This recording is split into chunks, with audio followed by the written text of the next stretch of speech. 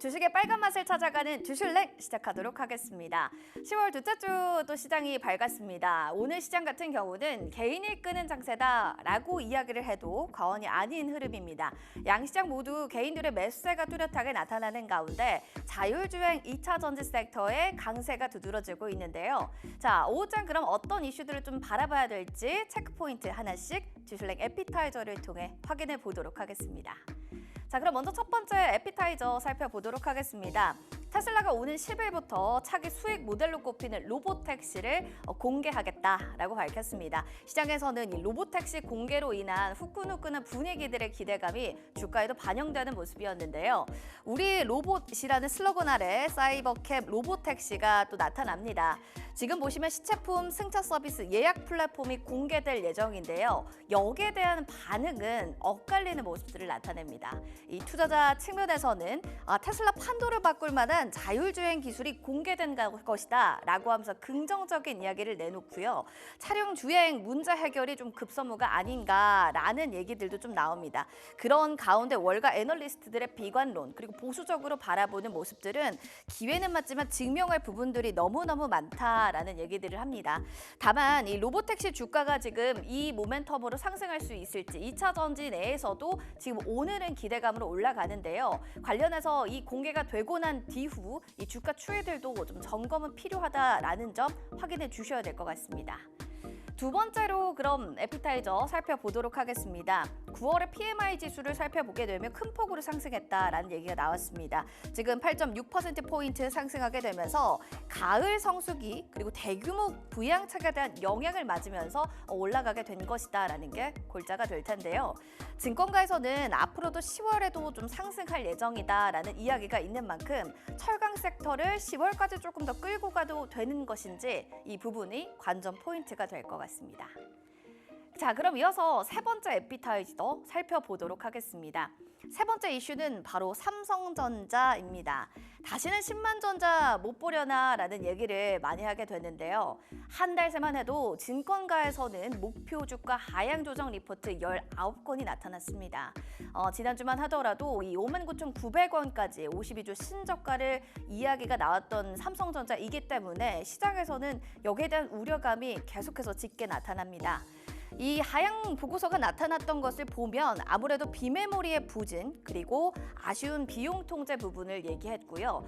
반도체의 고점론도 이야기가 있었고 HBM 시장을 너무 진입을 늦게 했다라는 점도 이 삼성전자의 리스크로 부각을 받고 있습니다.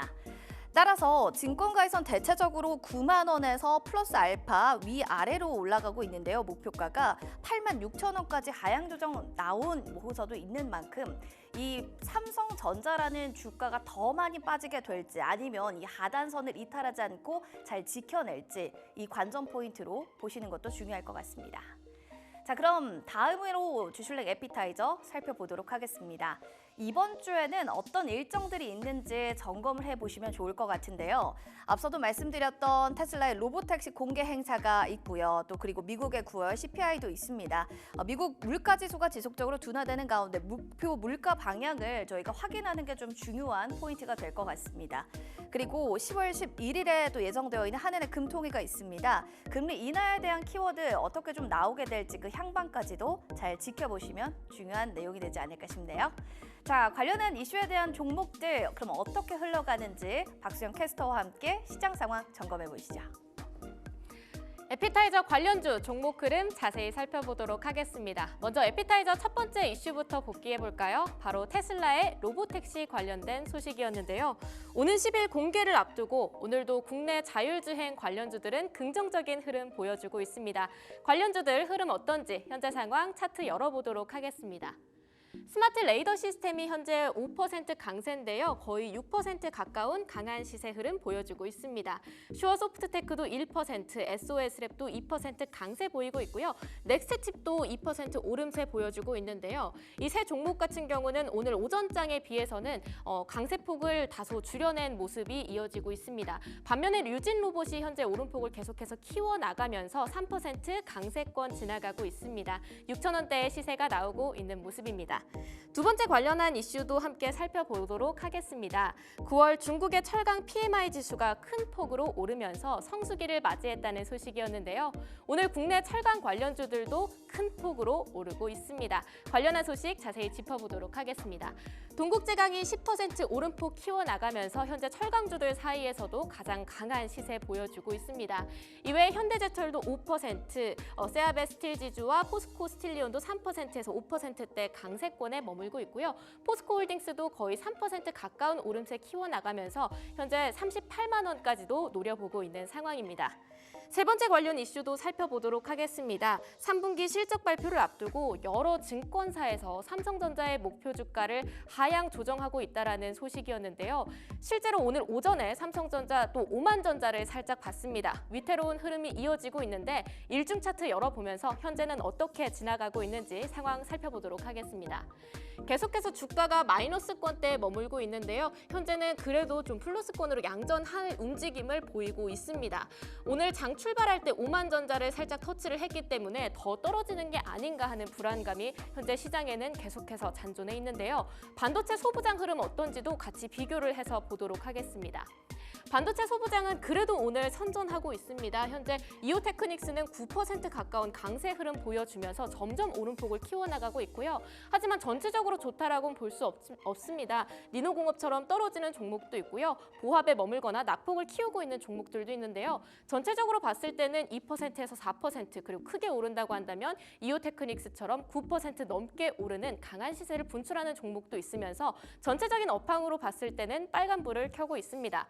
자, 그렇게 해서 봤을 때 오늘 삼성전자의 약세는 단순히 반도체 업황에 겨울이 찾아왔다라고 하기보다는 삼성전자의 실적 발표를 앞두고 시장의 경계심이 많이 올라와 있는 상태다라고 다소 안심해도 되지 않을까 싶습니다. 에피타이저 관련 종목들 소식은 여기까지 살펴보고요. 오후장 흐름까지도 저희 주실랭과 함께 하시죠. 지금까지 에피타이저였습니다. 선물도 받고 종목 고민도 훌훌 날려버릴 수 있는 시간. 주술랭 종목 상담 참여 방법 알려드립니다. 첫 번째 전화 참여 026958-9082번으로 전화하셔서 궁금하신 종목과 매수가 비중을 말씀해 주세요. 두 번째 문자 참여 샵 9083번으로 무료 100원의 비용이 발생되는 문자 참여해 주시면 여러분들이 궁금했던 종목에 대해서 속 시원하게 해결해 드립니다. 세 번째 유튜브 참여 유튜브 검색창에 딜사이트 경제TV를 입력해주세요. 실시간 스트리밍으로 방송도 시청할 수 있고 종목 진단도 가능합니다. 딜사이트에서 전문가들이 함께하는 주술랭 종목 상담 여러분의 많은 참여 부탁드립니다.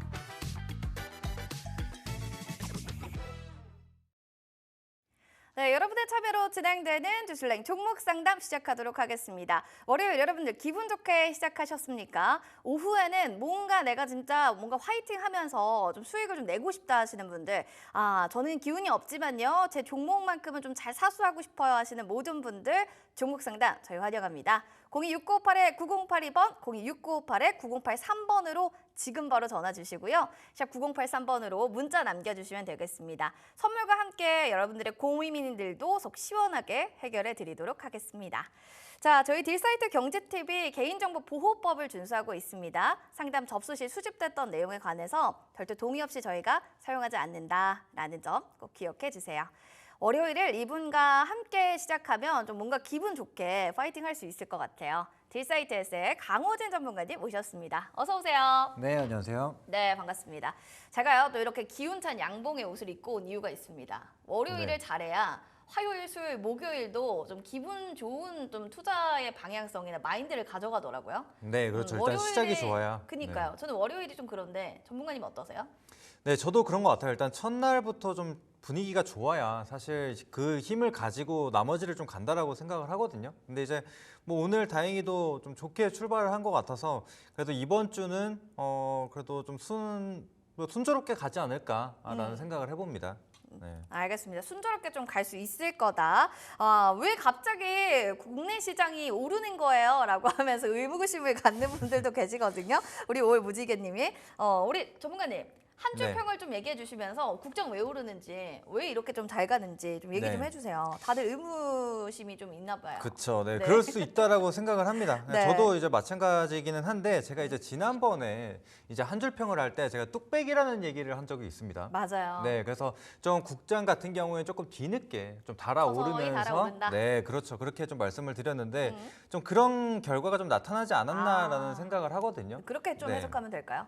그래서 조금은 뒤늦게 좀 반응을 했다라고 좀 보여지고, 근데 사실 지금 의구심을 가지시는 만큼 사실 아직 시장에 대한 의심은 좀 해볼 만한 시점이라고 생각을 하거든요. 아직 완전하게 졸린 건 아니기 때문에 경계심을 좀 가지고 보되 그래도 뭐 시장이 좀 받쳐준다라고 한다면 거기서 맞게만 대응을 하면 된다라고 생각을 하거든요. 그래서 일단은 시장이 좀 올라와 줄 때는 좀 적극적으로 하고, 다만 이제 저항선 구간이나 뭐 매물 구간에서 좀 저항을 받는다라고 한다면은 그때는 좀 안정적으로 좀 수익을 챙겨 두면서 본다면은 크게 무리는 없지 않을까라는 생각을 합니다. 게다가 뭐 최근 들어서 이런저런 좋은 이슈들도 좀 많이 나오고 있는 만큼 시장을 지금 크게 압박할 만한 이슈는 없다. 근데 이제 다만 조금 걱정되는 것은 일단 시장의 수급이 조금 걱정이 되거든요. 네. 아직까지 수급이 좀 적극적으로 좀 들어와주는 그런 모습은 아니에요. 특히나 요즘 코스닥이 굉장히 좀 강한 흐름을 좀 보여주고 있는데 지금 오늘 같은 경우에도 외국인이 뭐 해봐야 150억 정도의 순매수밖에 안 보이고 있는 상황이거든요. 그렇죠. 거의 뭐 개인이 끌고 가요. 그렇죠. 이런 상황이라서 지금 뭐 또 매도로 전환이 된다라면 이때까지 올렸던 지금 3일 연속으로 좀 계속해서 올라가고 있는데 여기에 대한 차익 실현이 또 나올 수가 있기 때문에 그런 경계심만 가지고 본다라면은 무리는 없다 이렇게 생각을 하시면 될 것 같습니다. 알겠습니다. 경계심을 좀 늘 가져가되 거래량과 또 수급적인 측면들도 잘 확인하고 여러분들이 보시면 괜찮을 거다 이런 얘기를 해주셨어요. 지금 뭐 시장 얘기가 있으니까 뭐 내일 실적 발표를 삼성전자 미리 반영해서 오르는 거냐 질문 하나 있는데 그거 짧게 OX로 얘기해 주시면 좀 좋을 것 같거든요. O인가 X인가? 저는 X라고 생각을 합니다. 삼성전자랑 무관하게 그냥 시장이 올라가는 거다. 네. 알겠습니다. 자세한 얘기들은 여러분들 궁금증 있으시면 반도체 가지고 계신 분들 종목 상담 지금 바로 남겨주시면 좋을 것 같습니다. 저희 선물 다양하게 드리는 거 아시죠? 전화 그럼 받아서 좀 첫 사연 만나보겠습니다. 첫 사연 만나볼게요. 안녕하세요, 시청자님. 네, 안녕하세요. 네, 반갑습니다. 어떤 종목 들고 계신가요? 종목은 유니온이고요. 유니온이요. 네, 매수가는 한 4,200원 정도. 4,200원. 되는 비중 것 어떻게 되세요? 비중은 한 20% 정도 돼요. 20%. 지금 네. 살짝 좀 소실권에 있는 종목이긴 한데 4,200원 단위면은 뭐 좀 잘 갈 것 같다 이런 생각으로 들어가신 거예요? 아니면 지금이 저점이다 이런 생각으로 좀 저희 들어가신 건지 궁금해요. 들어간 지는 얼마 안 됐고요. 그쵸? 이게 또 미 대선이 얼마 안 남아가지고 짧게 보고 테마주로 좀 들어가 봤는데, 네. 알겠습니다. 그 뒤에 네. 이야기는 생략이 된 게 마음이 좀 와닿는 것 같아요. 한번 봐드릴게요. 미 대선 테마로 해서 테마주 쪽으로 짧고 굵게 내가 좀 국장이기 때문에 네. 좀 기분 좋은 그냥 짧은 수익을 좀 먹으려고 했었는데 생각보다 이게 마음처럼 쉽지가 않아요. 단기 투자는 오히려 더 그쵸. 그런 것 같죠. 네. 유니온도 이런 테마주나 뭐 성격으로 만약에 접근하셨다 하는 분들에게 먼저 조언 한마디 해주시면 좋을 것 같고 본전까지는 좀 올 수 있는지 그거 먼저 물어보고 싶거든요. 네, 뭐 본전까지야 지금 사실 매수가가 4,200원이라서 그렇게 얼마 되진 않으니까. 그쵸, 큰 괴리는 없어서 가능할 거라고 좀 보여지기는 한데, 근데 이제 다만 지금 대선을 앞두고 테마, 미 대선 테마로 좀 접근을 했다라고 말씀을 하셨는데, 사실 최근 들어서 이 미 대선 테마를 보게 되면은 친환경이라든지 아니면 뭐 마리아나 관련주 혹은 뭐 재건 관련주, 그다음에 가상화폐 관련주 이런 식으로 좀 구성이 되어 있거든요. 그러니까 사실상 유니온 같은 경우에는 과거서부터 사실 히토류 관련주로 엮여서 좀 움직임을 보여왔었던 그런 종목 중에 하나입니다. 그래서 여전히 지금 히토류와 관련된 이슈가 있을 때마다 움직임을 좀 보여주고 있는 상황이거든요. 근데 최근 들어서는 아직까지는 뭐 히토류와 관련된 그리고 직접적으로 지금 트럼프가 이미 당선이 된 상황은 아니기 때문에 이 중국과의 직접적인 마찰은 아직까지는 없는 상황이거든요. 그래서 차라리 유니온 같은 이런 히토류 관련주를 매매를 한다라고 한다면은 그 트럼프 당선 이후에 다시 한번 이 미중 무역 전쟁에 대한 뭐 이슈들이 좀 생겨날 때 그때 접근을 하는 게 맞다라고 생각을 하거든요. 그래서 지금까지는 그러니까 지금은 조금 이르지 않나. 차라리 미 대선 테마를 보신다라면은 아까 말씀드렸었던 그 테마에 해당하는 종목들을 매매를 하시는 게 맞을 것 같습니다. 그래서 일단 그 부분은 좀 참고를 해주시고 일단 뭐 유니온 같은 경우에 사실 뭐 실적이나 재물을 보는 거는 크게 의미가 없다라고 생각을 해요. 뭐 잘 아시겠지만 애초에 테마주로 접근을 하셨고 뭐 단기적인 관점으로 좀 보시는 상황이기 때문에 크게 의미가 없을 것 같고 이제 기술적으로 좀 보면서 안내를 드려보도록 하겠습니다. 자, 일단은 유니온의 흐름을 보게 되면은 최근 들어서 뭐 이 블랙 먼데이를 좀 맞이한 이후에 사실 주가가 그 위로 올라가지 못하고 계속적으로 좀 지지부진한 흐름들이 이어지고 있는 상황이거든요. 그래서 지금 보시더라도 거래량이 제가 항상 늘 거래량을 좀 강조드리는데 오늘 같은 경우에도 뭐 이게 4,000원밖에 되지 않는데 거래량이 오전 내내 5,600주밖에 되지 않았습니다. 그래서 거래 대금을 보게 되면 뭐 2천만 원 정도밖에 되지가 않기 때문에 굉장히 좀 적다. 그래서 오늘 같은 경우에도 시장이 그래도 좀 견조한 흐름을 좀 보여주고 있음에도 불구하고 유니온 같은 경우에 사실 시장에서 좀 소외되는 분위기들이 좀 형성이 되고 있기 때문에 차라리 어느 정도 올라왔을 때 그냥 좀 교체를 하시는 게 맞지 않을까라는 생각을 하거든요. 근데 일단 지금 당장으로 봤을 때는 21선을 좀 그러니까 상단으로 안착을 하려는 그런 시도를 하고 있기 때문에 안착을 하게 되면 조금 더 가져가 보시고 만약에 그렇지 못하면은 짧게 정리하시고 교체하시는 것을 권장드리도록 하겠습니다. 일단은 상단이 좀 안착되면 가져가되 그게 아니면 좀 교체 매매를 하는 건 어떠냐 이런 의견 주셨는데요. 우리 시청자님은 좀 주식 계속 보실 수 있는 여건이 되실까요? 네. 뭐 매일 그래요? 매일 다행입니다. 그러면 뭐 주가 추이 좀 계속 최근에는 좀 보셔야 될 것 같고요. 만약에 하다가 좀 잘 안 된다, 안 풀린다 하시면 언제든지 연락 주세요. 네, 감사합니다. 네, 좋습니다. 저희 커피 혹은 햄버거 선물 드릴 예정인데요. 둘 중에 어떤 선물 드리면 좀 마음이 기분 좋다 이런 생각이 드실까요? 커피 보내주시면 감사하겠습니다. 역시 또 커피 한 잔 드시면서요. 저희 카페인 수혈하시고 수익도 극대화되시길 바랍니다. 네, 감사합니다. 네, 고맙습니다.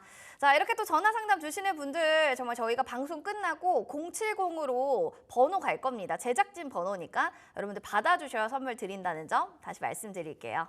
자, 우리 유튜브 사연도 만나봐야겠습니다. 월요일이라 그런지 활발합니다. 우리 카니님과 간보노님 오셨고 임마님, 바스님 어서 오시기 바랍니다.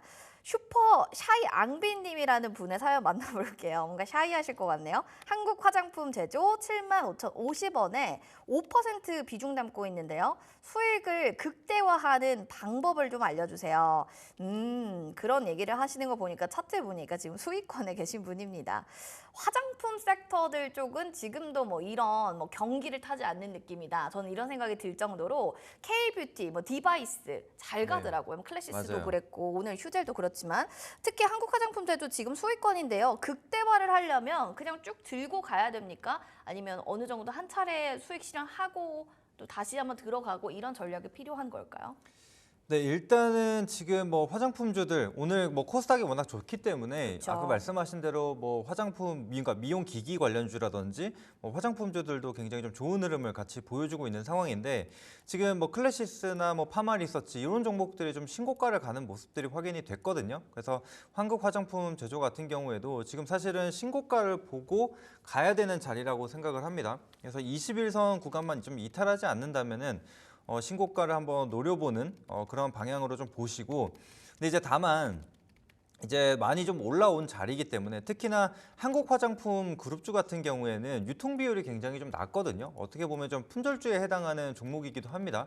특히 한국 화장품 제조 같은 경우에도 유통 비율이 35%로 조금 작습니다. 그래서 적은 거래량으로도 위아래가 좀 크게 흔들릴 수가 있기 때문에 만약에 단기적으로 슈팅이 나와준다라고 한다면은 수익을 좀 챙겨두시고 차라리 조정 때 다시 들어가시고 이런 식으로 좀 반복적인 매매를 하시는 게 어떤가라는 생각을 하거든요.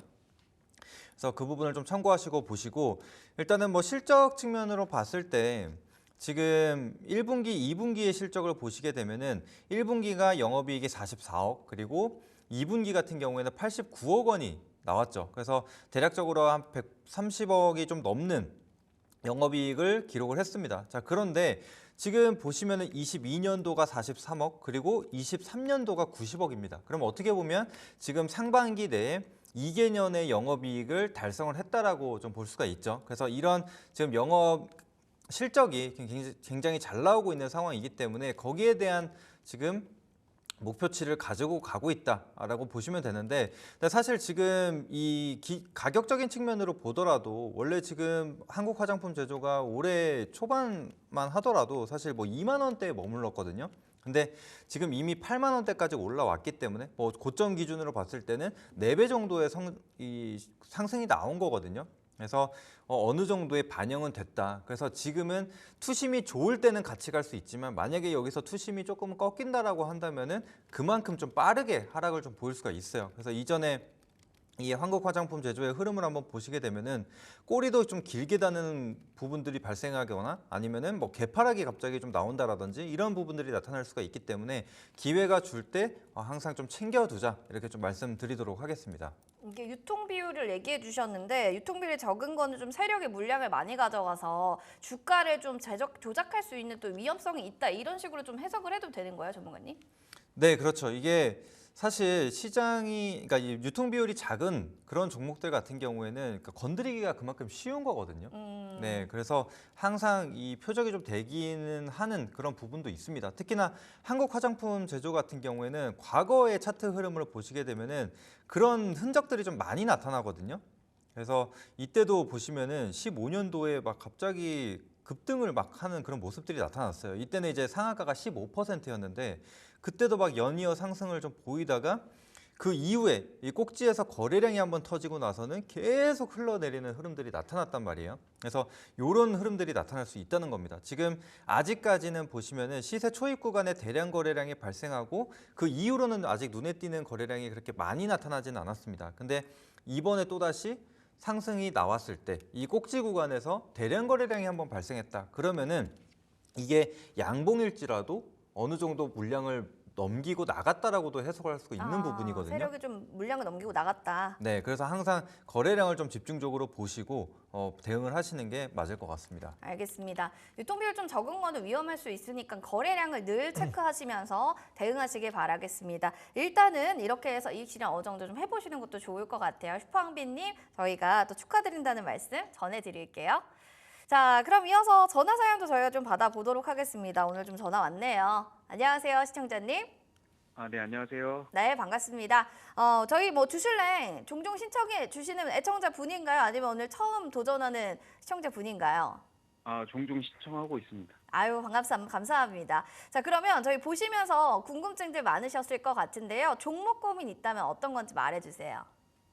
JLK고요. JLK 종목이요. 그리고 네, 매수가 매수가는 비중은? 14,000원이고 네. 그리고 비중은 20% 정도 됩니다. 알겠습니다. 지금 이 종목 보니까 딱 14,000원 정도라고 하셨으니까 지금 좀 소익이 나고 있는 상황이긴 한데 좀 장기적으로 끌고 가시려고 들어가셨나요? 아니면 좀 단기적으로 보신 종목일까요? 그래도 좀 장기적으로 가져가려고 생각하고 있습니다. 알겠습니다. 장기로 좀 보고 있는 종목 가장 궁금한 건 좀 어떻게 되세요? 지금 그래도 수익 구간이긴 한데요. 최근에 뭐 이슈가 있었는데 생각보다 이게 오르지 않는 것 같아서 향후 추이가 어떻게 될지 그게 궁금해서. 향후 전망이 좀 신청했습니다. 궁금하다. 맞죠? 알겠습니다. 지금 요 얘기를 좀 들어보면은 뭐 주주가치 재고를 위해서 뭐 무상증자도 했고요. 뇌졸중 AI 솔루션 FDA 승인 받았다. 뭐 여러 가지 좋은 얘기들이 많아요. 네. 근데 향후의 전망이 좀 궁금하다라는 얘기는 뭐 제약바이오 쪽은 워낙 또 꿈을 먹고 사는 그렇죠. 뭐 섹터기 때문에 이게 잘 안 될 경우는 그만큼 또 리스크도 크잖아요. 그래서 네. 그 전망에 대해서 좀 우리가 긍정으로 조금 더 베팅해야 되는 건지 그리고 좀 보수적으로 지금 상황을 봐야 될지 이런 것도 좀 알려주시면 좋을 것 같네요. 네, 일단은 지금 이 JLK 같은 경우에는 이제 의료 AI와 관련된 기업이라고 좀 보시면 되거든요. 그래서 다른 기존의 이제 전통 제약 바이오와는 조금 다른 성향을 좀 가지고 있다라고 보시면 될 것 같습니다. 자, 그런데 이제 최근에 이 의료 AI와 관련돼서 이슈들이 좀 굉장히 좀 많이 나오고 있는 상황이고 또 특히나 해외 수출도 계속적으로 이어지고 있는 상황이거든요. 그래서 JLK 같은 경우에도 최근에 좀 나왔었던 게 뭐 북미 병원에 이 의료 AI 관련돼서 뭐 요즘 뇌졸중이라든지 혹은 전립선암 이런 것들을 좀 진단하는 그런 AI를 좀 개발하고 있는 상황인데 지금 많이 좀 진출을 하고 있는 그런 상황이에요. 그렇기 때문에 그 부분에 대해서 좀 성장성을 보고 가는 기업이라고 생각을 하시면 될 것 같습니다. 자, 그리고 특히나 이 의료 AI 같은 경우에는 이제 최근 들어서 이 바이오 헬스케어와 관련돼서 또 해리스 트레이드와 관련된 섹터라고 좀 보시면 될 거거든요. 그렇기 때문에 지금 미 대선을 앞두고 이와 관련된 종목들이 조금 움직임을 보일 수 있다. 게다가 이제 뭐 루닛이나 뷰노, 뭐 딥노이드 이런 게 전반적으로 지금 의료 AI 관련주로 좀 같이 엮여 있는 부분인데 차트 흐름을 보시면 굉장히 좀 비슷하거든요. 그래서 이전에 지금 작년 중순까지 굉장히 큰 상승을 좀 보이다가 올해 초반까지는 계속 하락을 보였어요. 그런데 한 중순부터는 어느 정도 하방 경직성이 좀 나타나고 있다. 그래서 루닛 이런 종목도 보시면은 지금은 이제 하방 경직성이 좀 나타나고 있는 상황이고 뷰노도 마찬가지죠. 그러니까 대부분 좀 비슷한 흐름을 좀 보여주고 있기 때문에 지금 이 바닥 하방 경직성을 좀 보고 좀 기다려볼 만한 자리라고 생각을 합니다. 근데 이제 다만 이 시간이 어느 정도 길어질지는 장담을 할 수가 없겠죠. 그래서 만약에 내가 조금 더 단기적인 관점으로 좀 트레이딩 관점으로 좀 접근을 했다라고 한다면은 지금 이 박스권 흐름을 좀 보여주고 있는데 하단에서 매수해서 이 상단에서 매도하는 그런 방향으로 좀 봐주시고, 근데 이제 만약에 지금 JLK가 최근에 좋은 소식들이 계속적으로 들려오고 있는 상황이기 때문에 수급이 좀 들어와서 만약에 15,000원 구간을 돌파한다라고 한다면은 추세가 꺾이기 전까지는 계속해서 가져가 봐도 좋다 이렇게 말씀드리도록 하겠습니다. 지금 보시면은 뭐 10,000원에서 12,000원 구간에서 매물을 좀 크게 쌓아뒀죠. 그래서 어느 정도 이제 지지 역할을 해줄 수 있는 부분이고, 또 특히나 제가 이제 이평선에 대해서도 좀 많이 말씀드리는데 지금은 이평선이 수렴한 이후에 좀 정배열로 전환하려는 그런 모습들이 나타나고 있으니까요. 한번 정배열을 기대해 보시고 가시면 될 것 같습니다. 네, JLK는 정배열을 좀 보시면 좋을 것 같아요. 일단은 좀 추세 꺾이기 전까지 들고 가 보시기 바랍니다. 아, 네, 알겠습니다. 네, 저희가 선물로요, 맛있는 햄버거 선물 세트 보내드리도록 하겠습니다. 아, 네, 감사합니다. 네, 맛있는 식사 시간 되시고요. 또 주슐랭도 많이 사랑해주세요. 네, 알겠습니다. 고맙습니다. 고맙습니다. 자, 이렇게 해서 종목 고민들 하나씩 보고 있습니다. 우리 너튜브에도 진짜 많은 분들이 또 오늘 오셨어요. 우리 투더리스범 님도 진짜 고수는 상담이 필요 없죠. 전문가님, 네. 동의하십니까? 전문가님도 이제 고수니까 주변에 상담 잘 안 받으시잖아요. 그렇죠? 받을 일이 없죠. 맨날 1등 하잖아요. 그런데 네. 그러니까 저는 그래도 이제 다른 사람의 의견을 좀 들어보기는 합니다. 아, 내가 그래도- 간혹 잘못된 판단을 하지 않을까. 현명하게 또 네. 주변을 좀 들으지 않은 기가 필요하다. 그렇죠. 알겠습니다. 아무리 진짜 고수라고 해도 여러분들 주변의 자문이나 또 이야기를 들어보면 더 수익이 극대화될 수 있다고 하니까요.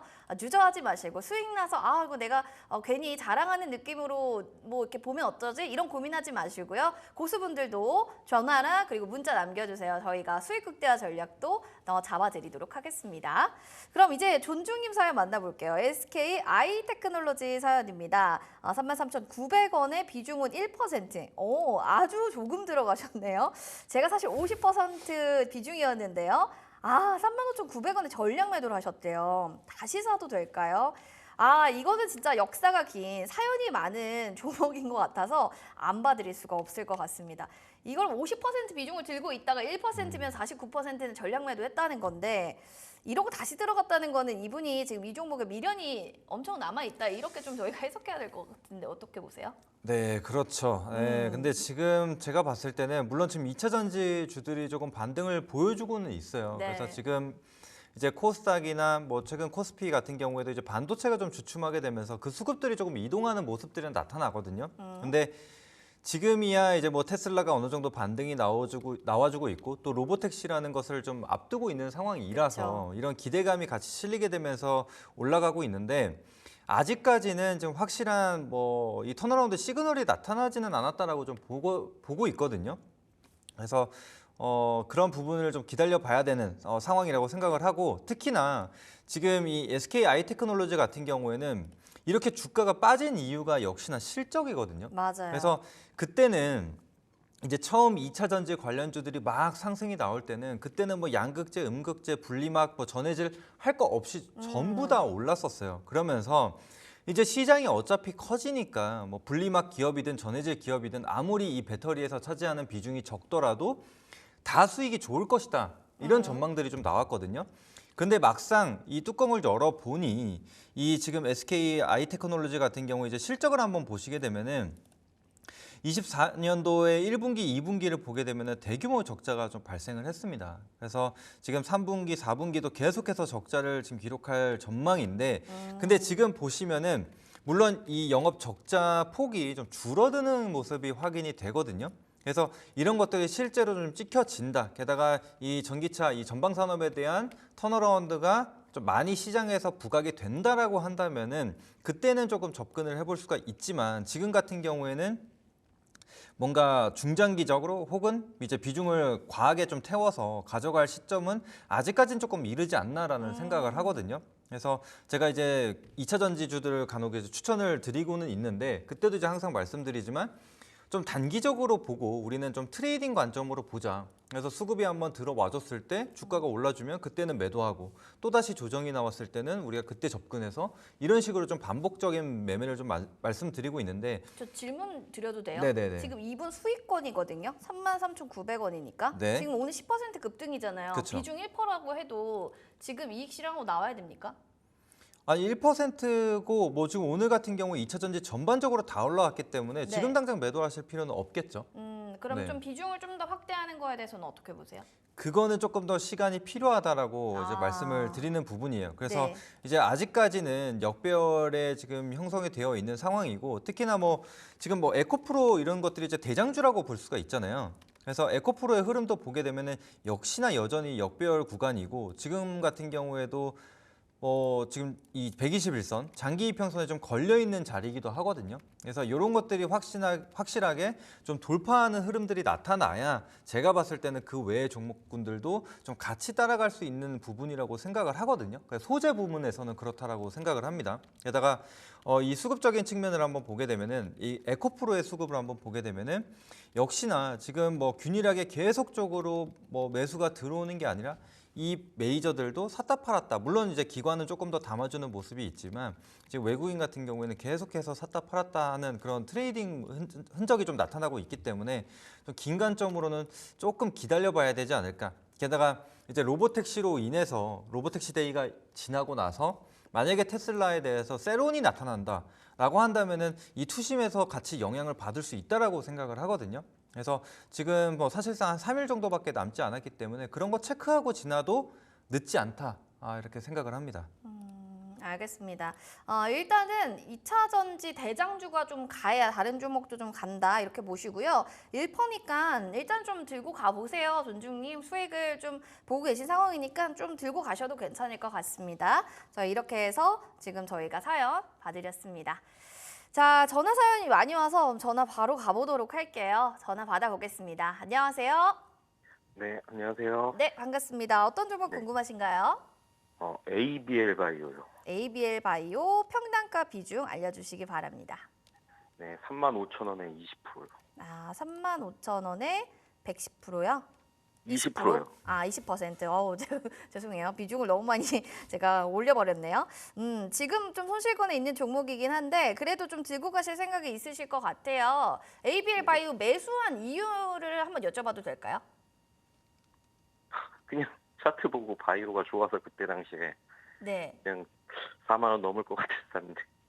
알겠습니다. 그냥 좀 보니까 좋아 보였다 이런 말씀을 좀 해주신 거죠? 네. 알겠습니다. 그럼 저희가 하나씩 좀 확인을 해볼게요. 바이오가 좀 한때는 나야나 하면서 시장에서 K바이오라고 하면서 좀 이름을 날렸던 적이 있었더랬죠. 네, 근데 그렇죠. 그때 좀 아마 매수를 하셨던 것 같아요. 근데 최근이 좀 사신 것 같기도 하고 일단 개발에 대한 고삐가 좀 있습니다. ABL 바이오는 ADC 신약 임상 성과 뭐 이런 얘기들이 방금 기사를 통해서도 나왔는데 네. 주가가 이런 뭐 임상 얘기들이 성공했다, 성과가 좋다 하면은 잘 가잖아요. 그렇죠. 우리 이거를 좀 믿어봐도 좋은 건지 모멘텀이 좀 있을까요? 주가를 끌어올릴? 네, 일단 모멘텀은 남아 있다라고 생각을 하거든요. 왜냐면은 사실 지금 뭐 다른 알테오젠이나 뭐 삼천당제약, 리가켄바이오 이런 종목들을 한번 보시게 되면은 이제 기술 이전을 통해서 그 이슈가 좀 부각이 되고 상승이 나왔단 말이에요. 근데 이제 ABL 바이오 같은 경우는 아직까지는 나오지 않은 상태거든요. 근데 이제 내년 정도에 뭐 기술 이전이 나오지 않을까. 그다음에 지금 이중항체 플랫폼이라든지 앞서 말씀하신 ADC 관련돼서도 이슈가 여전히 남아 있는 상태거든요. 근데 이제 가장 걱정하는 게 이제 제약 바이오 같은 경우에는 결국에는 이 재무적인 측면, 재무적인 리스크를 좀 보고 좀 겁을 먹는 부분인데 그래도 ABL 바이오 같은 경우에는 최근에 이런 기술력들을 좀 인정을 받고 좀 자금 조달에 성공하는 그런 모습들이 나타나고 있거든요. 그래서 그런 걸로 봤을 때는 충분히 좀 잠재력을 좀 인정받지 않았나 그런 부분을 기대를 해볼 수가 있습니다. 근데 이제 다만 우리가 이제 기술적인 측면으로도 좀 접근을 해봐야 되는 부분인데 일단은 가장 먼저 지금은 이 섹터의 흐름이 굉장히 중요하다고 생각을 하거든요. 그래서 제가 지금 세 가지 섹터를 항상 말씀드리죠. 반도체, 2차 전지, 제약 바이오인데 지금 제약 바이오 같은 경우에는 아직까지는 꺾일 듯 하지만 계속해서 상승이 나오는 게 확인이 됐거든요. 그래서 이 ADC 관련돼서도 그다음에 이제 이중항체 관련돼서 이제 트리오라고 제가 말씀을 드렸는데 리가켄 바이오, ABL 바이오, 에이프릴 바이오 이렇게 지금 세 가지가 있거든요. 근데 이제 리가켄 바이오 같은 경우에도 최근에 다시 한번 신고가를 써 내려가면서 이런 관련주들이 좀 같이 상승을 좀 보였단 말이에요. 그래서 ABL 바이오나 에이프릴 바이오 같은 경우에도 이제 이 투심이 워낙 좀 강하고 좋기 때문에 좀 같이 올라갈 수 있는 그런 여력은 좀 남아 있다라고 생각을 해요. 근데 이제 ABL 바이오 이 종목만 두고 보자면은 일단은 기술적으로 봤을 때 우리가 좀 경계를 해야 되는 부분은 이 8월 29일이거든요. 이때 보시면은 이 거래량을 한번 봐보세요. 이때 거래량이 1,500만 주가 넘게 거의 1,600만 주 정도가 나왔는데 이전에 이만큼이 나왔었던 거래량이 없었단 말이에요. 근데 이게 또 최고가에서 이 거래량이 발생을 했다. 게다가 윗꼬리가 긴 음봉으로 떨어졌다라고 하기 때문에 만약에 여기서 물량을 좀 털고 나갔다라고 한다면은 추세가 어느 정도 꺾일 수가 있겠죠. 그래서 만약에 지금 ABL 바이오 같은 경우에 추세가 꺾이지 않았는데 지금 이 가격대 34,000원에서 35,000원 구간을 넘어서지 못하고 다시 좀 밀린다라고 한다면은 그때는 이 거래량이 어느 정도 물량을 좀 털고 나간 거구나 이렇게 좀 해석을 하고 우리는 뭐 교체 매매를 한다라든지 그런 판단을 할 필요가 있다라고 생각을 하거든요. 그래서 지금은 이제 거래량이 또 중요한 시점이 됐습니다. 만약에 다시 한번 이 단기 고점 뭐 33,000원에서 34,000원 구간을 돌파를 해내는데 여기서 거래량이 이전처럼 뭐 750만 주 이상의 거래량이 나와준다라고 한다면은 그때는 또 다시 손바뀜으로 해석을 할 수가 있는 거거든요. 그래서 그런 것들을 좀 체크를 하시면서 보시고 또 앞서 말씀드렸었던 이런 알테오젠이나 리가켄바이오 이렇게 좀 대장 역할을 하는 종목들을 같이 체크를 하시면서 얘네가 좀 강세를 좀 이어간다라고 한다면은 조금 더 여유 있게 가져가 보시고 만약에 그렇지 못한다라고 한다면은 어느 정도 정리할 준비를 하시는 게 좋겠다 이렇게 말씀드리도록 하겠습니다. 시청자님 좀 들으시면서 좀 고민 좀 해결되시나요? 네, 다 해결됐습니다. 네, 알겠습니다. 보시고요. 기준과 원칙을 좀 세우는 거 어렵다 싶으시면 저희 또 강우진 전문가님의 월요 방송 그리고 또 월요일 방송도 꼭 채널 고정하시면서 많이 배워보시면 좋을 것 같습니다. 네, 알겠습니다. 네, 고맙습니다. 저희 햄버거랑 커피 선물 있는데 뭘 드릴까요? 커피 하겠습니다. 좋습니다. 월요일 또 커피가 제격이겠죠? 커피 선물 저희 드리도록 하겠습니다. 네, 이렇게 또 저희가 선물을 드릴 수 있었네요. 우리 댓글을 보니까요. 그림이 좋아서 손이 갔어요. 묻지마 투자 일단 사고 뭐 하는 회사인지 알아보는 거 아닌가요? 자, 이런 초보자 분들이 흔히 하는 실수 중에 하나가 이런 마음이 아닐까 싶은데 강호진 전문가님, 뭐 아까도 우리 시청자분도 그렇고 우리 네. 댓글도 이런 얘기들이 많은데요. 기초적으로 뭔가 초보 투자자분들이나 뭔가 투자를 할 때 기준과 원칙을 좀 세우는 게 중요하잖아요. 네, 그렇죠. 제일 중요한 세 가지만 좀 알려주시겠어요? 제일 중요한 세 가지. 일단은 내가 주식하는 데 있어서 적어도 매수랑 매도를 할 때 어느 정도의 원칙을 좀 가지고 있는 게 가장 미리 중요합니다. 전략을 세워놓자. 네, 그렇죠. 그다음에 이제 내가 어느 정도의 성향을 좀 가지고 있는지, 내가 정말 중장기적인 투자인지, 그다음에 단기적인 투자인지 그런 걸 확실하게 알 필요가 있거든요. 그래서 이제 간혹 타이에 의한 뭐 중장기 투자를 하시는 분들이 상당히 좀 많아요. 그래서 이제 그런 것들을 좀 미리 좀 방지하기 위해서는 그런 또 원칙이 좀 중요하고, 그다음에 이제 세 번째로 제가 볼 것은 나무가 아닌 숲을 보는 그런 시야라고 해야 될까요? 그런 것들을 좀 가지는 게 굉장히 좀 중요한 부분이라고 생각을 해요. 진짜요? 원래 거시적인 것보다 내 종목만 잘 가면 되는 거 아니었어요? 그런데 이제 그거는 제가 봤을 때는 좀 고수의 부분이라고 생각을 하거든요. 왜냐면은 고수는 그래 내가 볼 수 있는 그런 영역이 있기 때문에 네. 그런 종목들을 좀 선별해낼 수가 있지만, 만약에 그렇지 못하다, 내가 초보자라고 한다면은 과연 이 어려운 시장에서 내가 그 많은 종목 중에 한 종목을 선택을 해서 맞출 수 있는 능력을 가지고 있을까? 라는 생각을 해봐야죠. 그러면 숲을 보자는 건 어떤 의미예요? 숲은 역시나 이제 시장의 흐름이라든지 아니면은 이런 섹터의 흐름을 보는 게 굉장히 중요하거든요. 그 이유가 뭐냐면은 사실 이런 돈의 흐름만 잘 보더라도 사실 그 안에서만 잘 고르면은 기업이 나쁘든 좋든 올라가는 거는 올라간단 말이에요.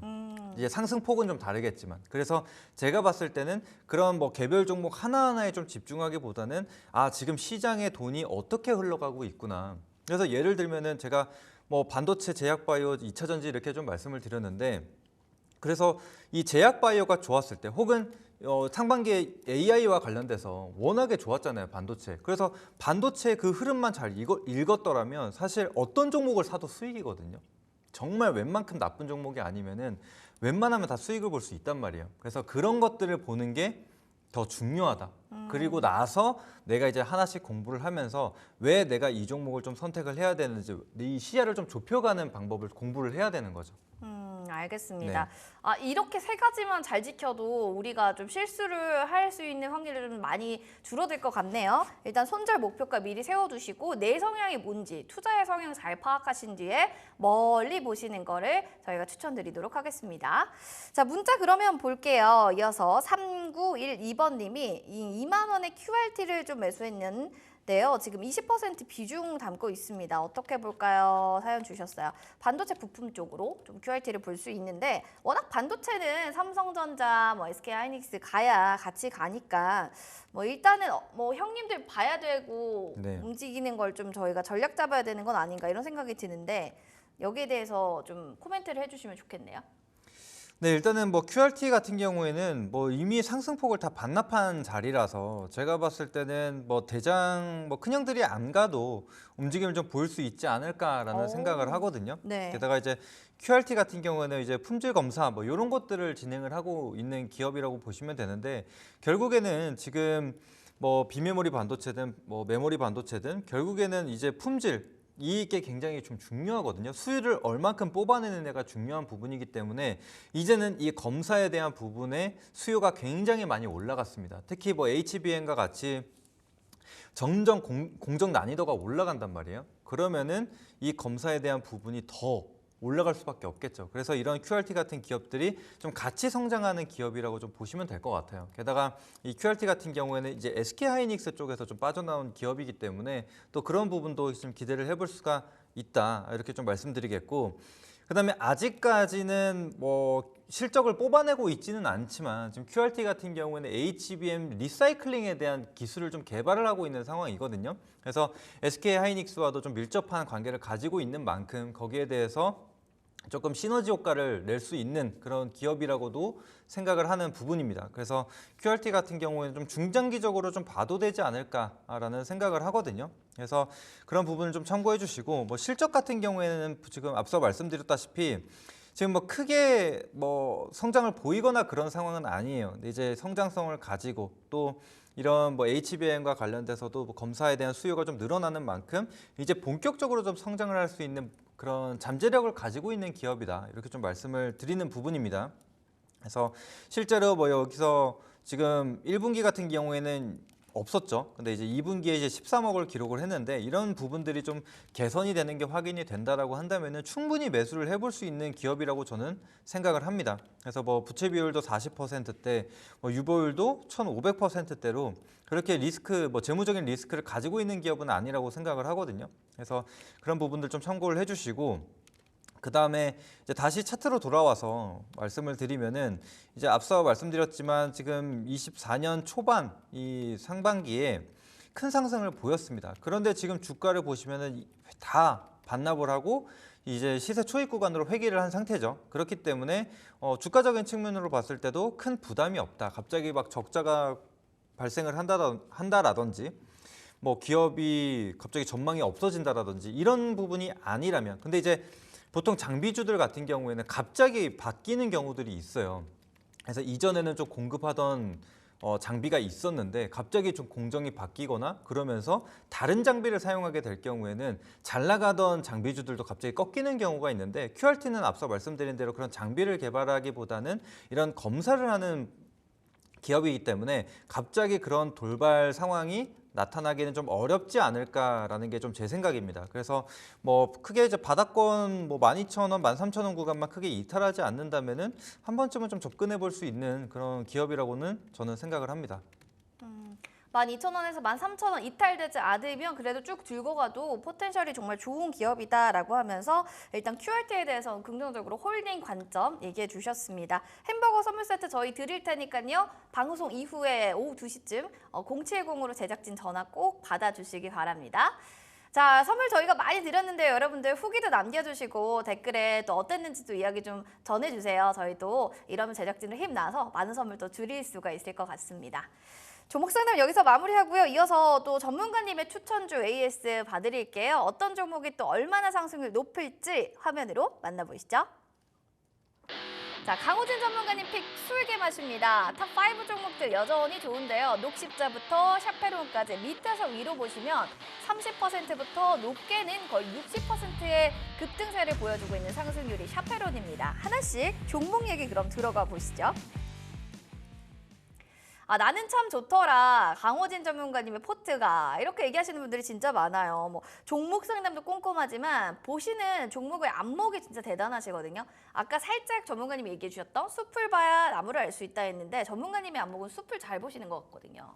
네, 그렇죠. 리가캠 바이오가 그래요. 네, 그렇죠. 그때도 이제 제가 강조를 많이 드렸던 게 이제 하반기는 좀 제약바이오로 수급이 좀 많이 쏠릴 것이다라고 말씀을 드리면서 지금 이 수익률 상단을 한번 보시게 되면 네. 이 제약바이오 종목들이 굉장히 좀 많이 차지하고 있어요. 그렇죠. 다 네. 거의 제약바이오다라고 그래서 해도 되네요. 그런 것처럼 이 섹터만 잘 본다라고 한다면은 사실 이렇게 수익이 좀 따라온다라고 보시면 될 것 같습니다.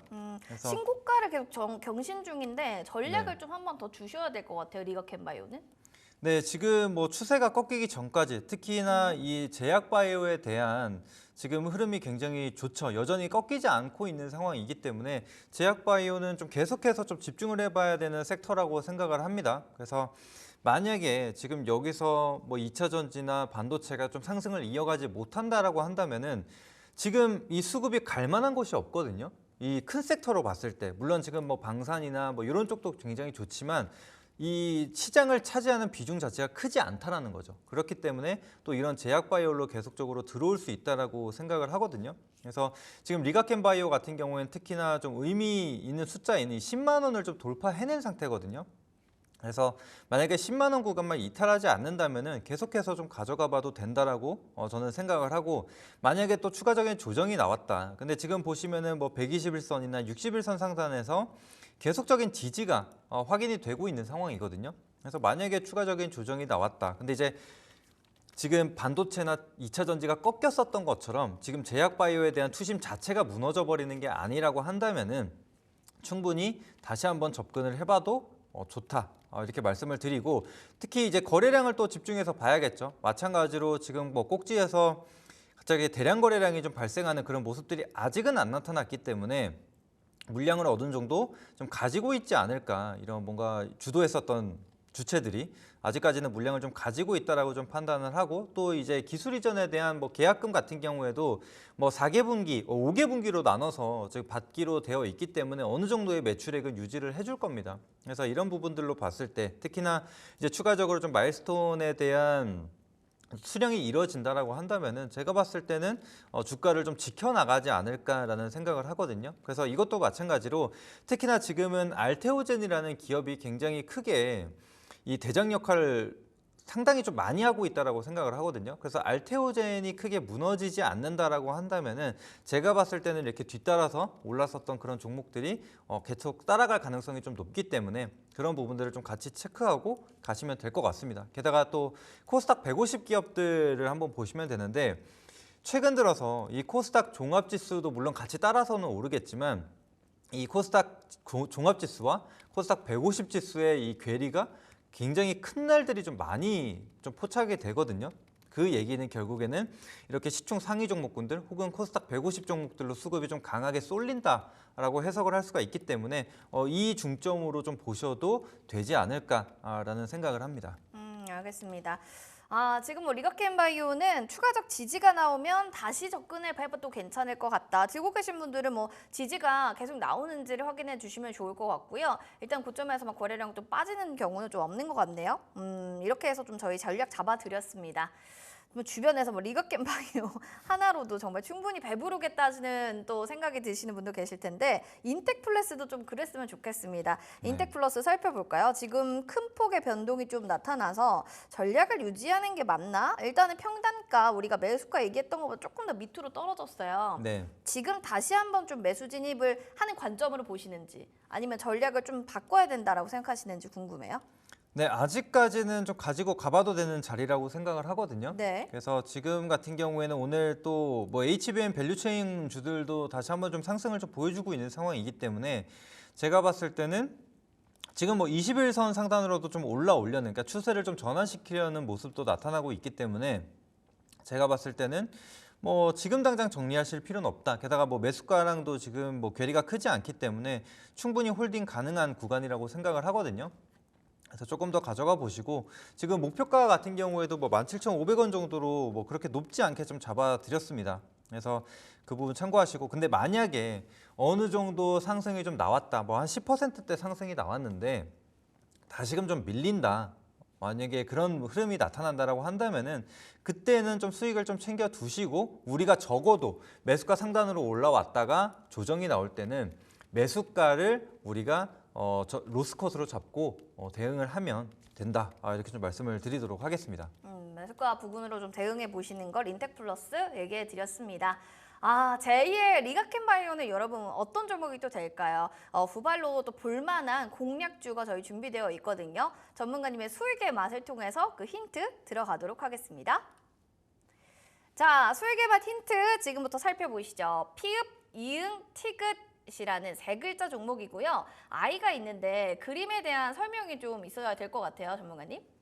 네, 그래서 지금 딱 그림을 한번 보시면은 진짜 사람과 뭔가 이런 기술적인 그런 뭔가가 나타나고 있죠. 그래서 이것을 해석을 해보면 딱 그 기업이 나오거든요.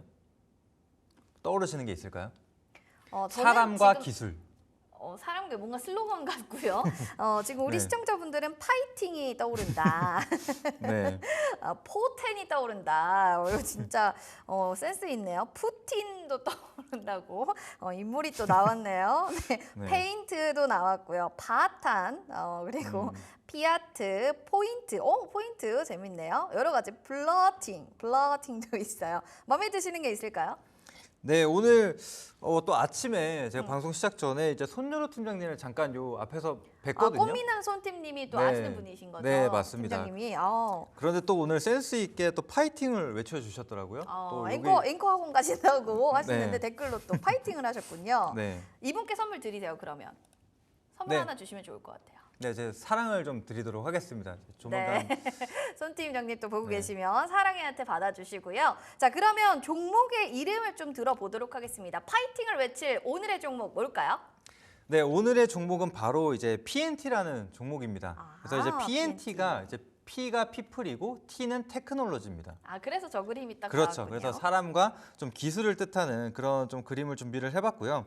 근데 사실 이제 2차 전지 섹터가 지금 또 반등이 나와주고 있기 때문에 우리가 좀 단기적으로 접근을 한번 해볼 수 있지 않을까라는 생각을 해서 좀 가지고 와봤고, 특히나 지금 2차 전지 중에서도 물론 소재주들 같은 경우에는 뭐 광물 가격이나 이런 거에 대해 굉장히 좀 민감하게 좀 반응을 하지만 장비주들은 조금 다르다라고 생각을 하거든요. 그래서 만약에 이제 다시 좀 증설을 시작한다라든지 혹은 이제 생산을 다시 재개한다라고 한다면은 그때는 좀 선제적으로 이 장비주들이 먼저 발주가 나올 수가 있거든요. 게다가 특히나 PNT 같은 경우에는 이미 지금 상반기 수주 잔고가 2조 원을 돌파한 상태입니다. 그래서 다른 뭐 2차 전지 관련주들은 뭐 굉장히 힘들다, 뭐 실적이 안 나온다, 뭐 적자를 기록했다 이런 얘기들이 많이 나왔지만 사실상 이 PNT의 지금 실적을 한번 보고 가도록 할까요?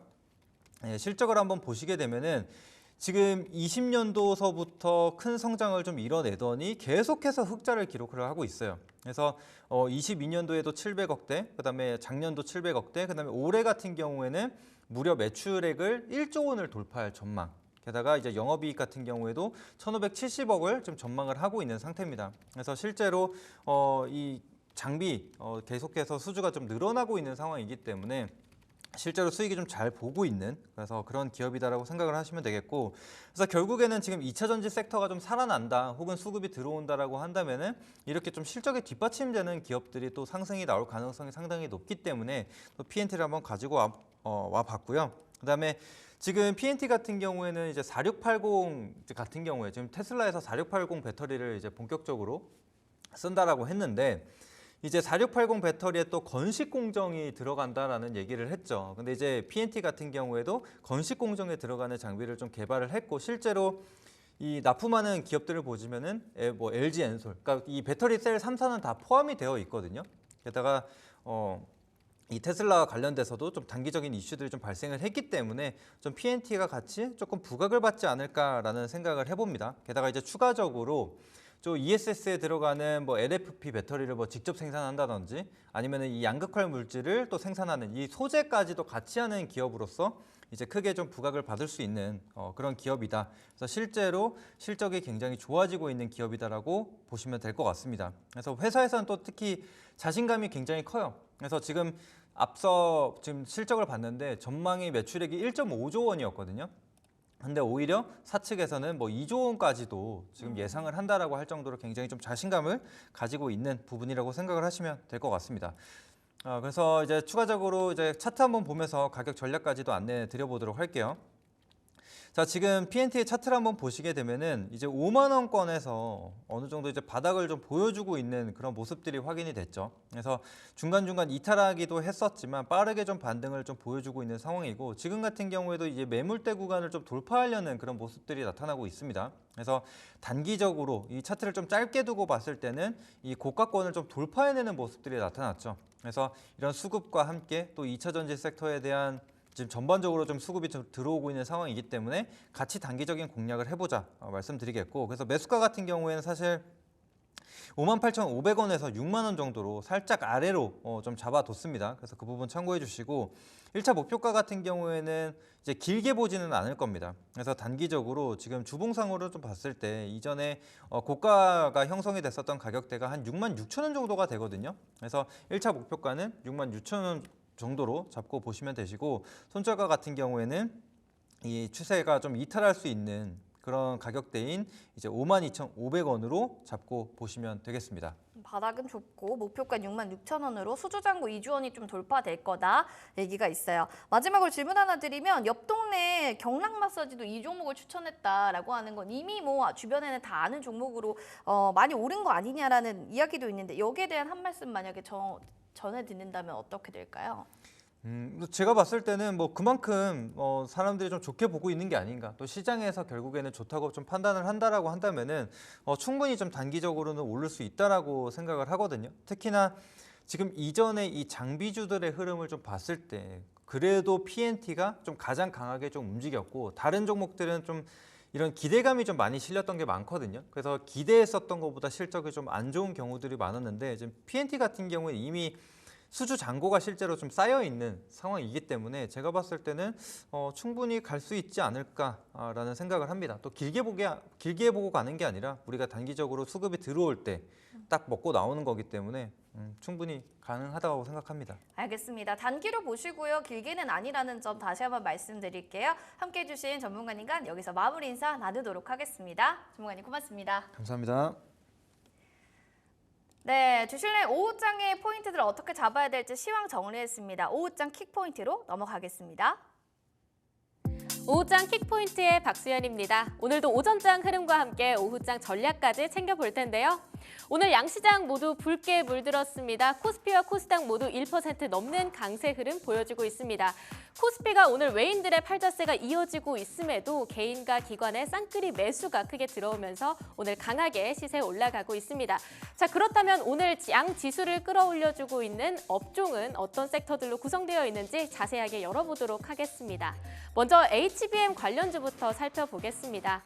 현재 SK하이닉스가 삼성전자와 또 다른 길을 걸어가고 있는데요. SK하이닉스 또 올라가고 있습니다. 3% 넘는 강세로 18만 원 선 주가 회복했는데요. 관련돼서도 자세히 보도록 하겠습니다. 예스티도 8% 넘는 흐름, 윈팩도 오늘 HBM 테마성 강세가 제대로 들어오면서 5% 넘게 뛰어오르고 있습니다. 테크윈과 PSK 홀딩스도 오늘 4% 넘게 오름폭 키워나가고 있는데요.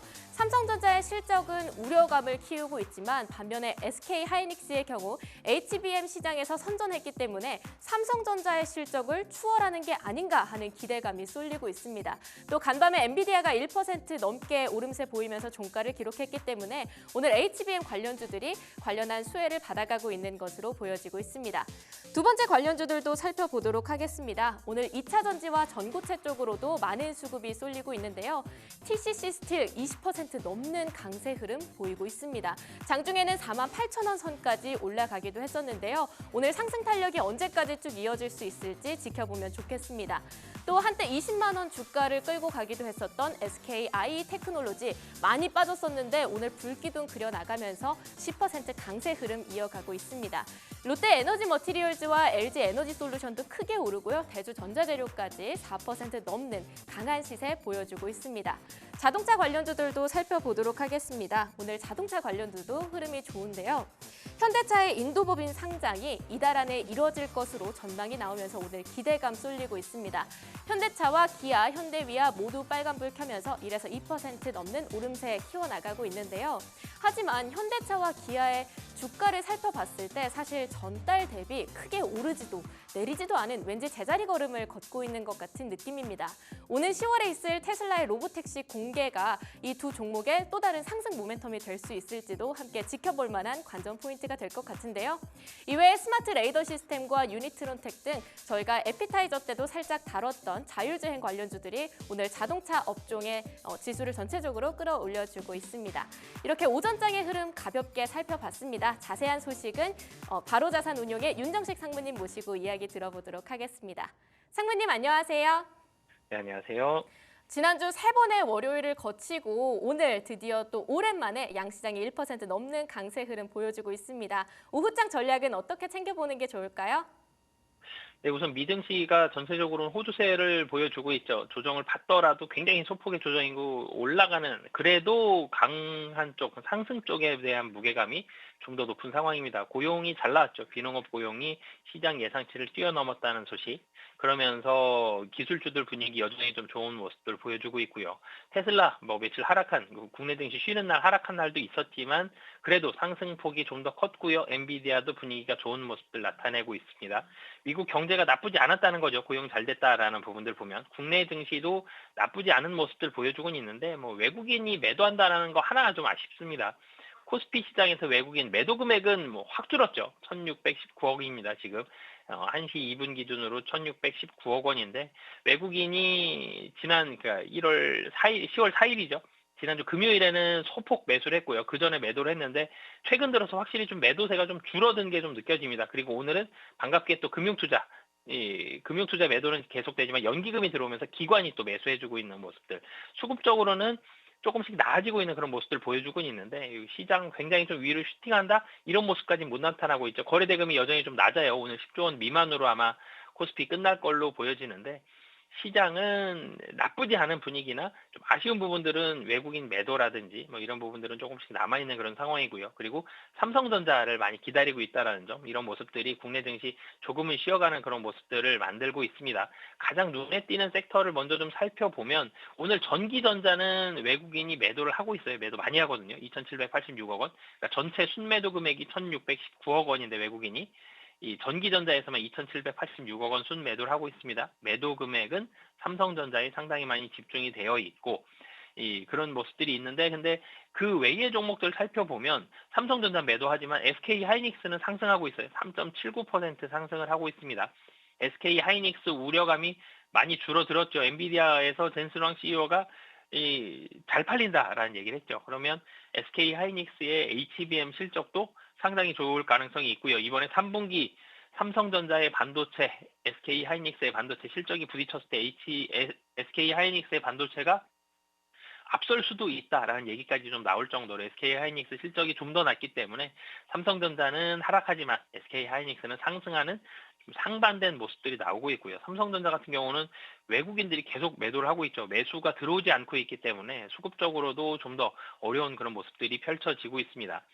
LG 에너지 솔루션 같은 경우가 5%대 상승을 하고 있는데 이건 코스피에서 보면 LG 에너지 솔루션이 5% 상승하고 있고요. 삼성 SDI가 1.8% 상승을 하고 있습니다. 코스닥에서도 2차전지 마찬가지거든요. 에코프로비엠이 약 한 5% 정도, 에코프로가 2%, 엔캠이 3%, 2차전지 관련된 분위기가 코스피, 코스닥 다 분위기가 좋죠. 물론 이제 테슬라의 분위기가 나쁘지 않은 그런 이유들도 있지만 10일 날 로보택시 공개가 됩니다. 로보택시, 그러니까 사실은 자율주행 쪽에 있는 부분인데 2차전지가 왜 좋냐? 로보택시가 공개가 되면서 테슬라에 대한 주가도 분위기가 좋을 가능성이 있고 그러면서 2차전지까지 분위기가 좀 흘러오는 그런 모습들도 있습니다.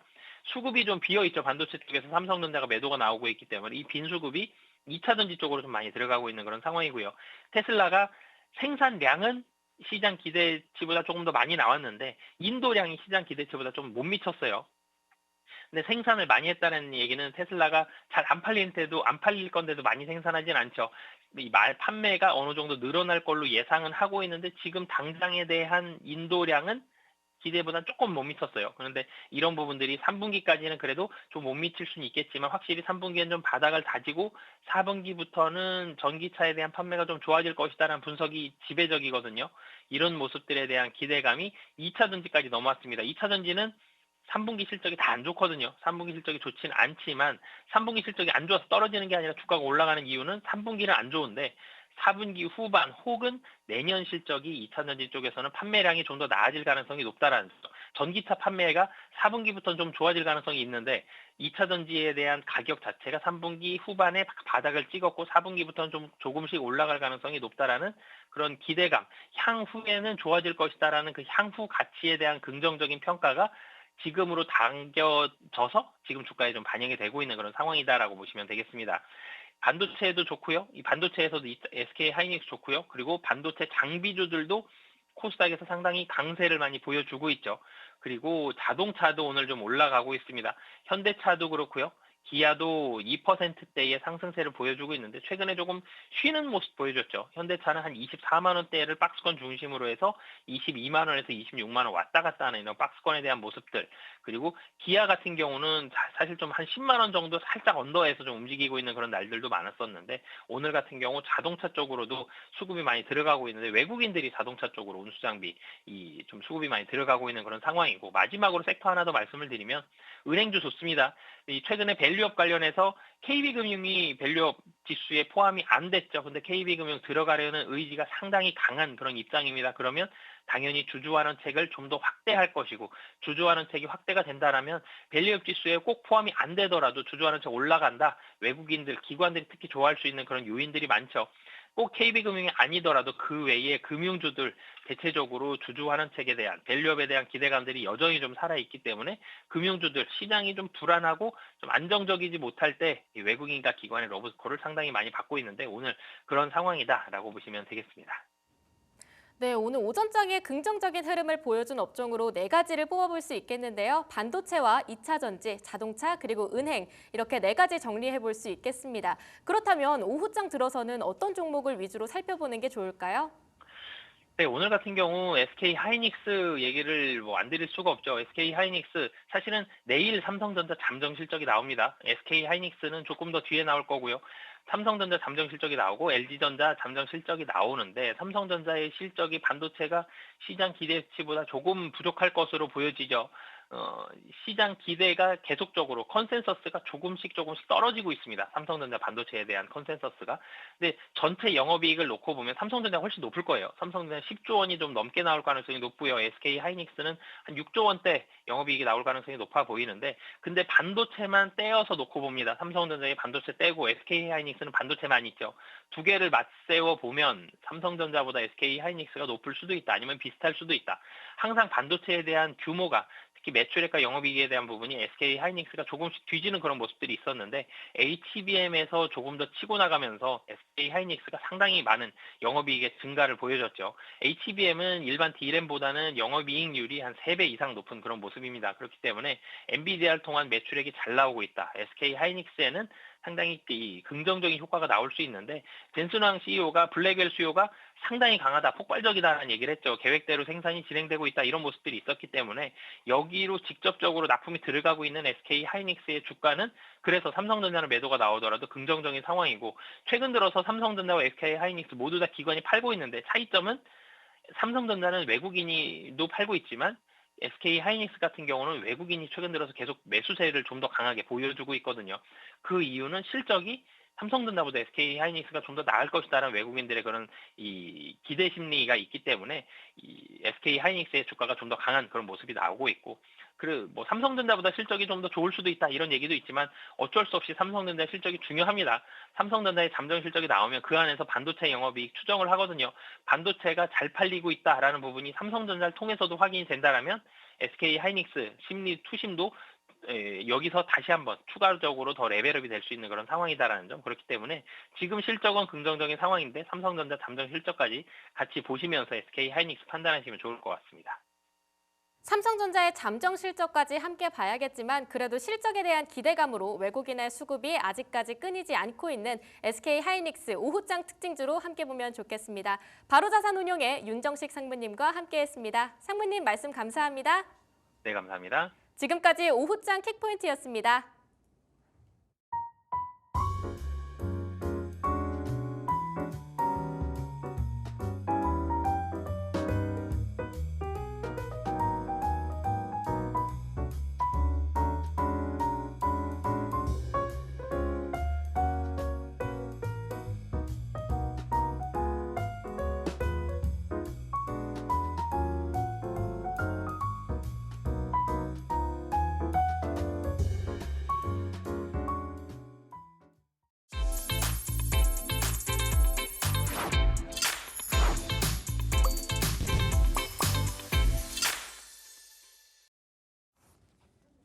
안녕하세요. 길건우의 리포트의 길건우입니다. 자, 오늘은 저희가 또 마찬가지로 리포트 두 개를 한번 봐볼까 한데요.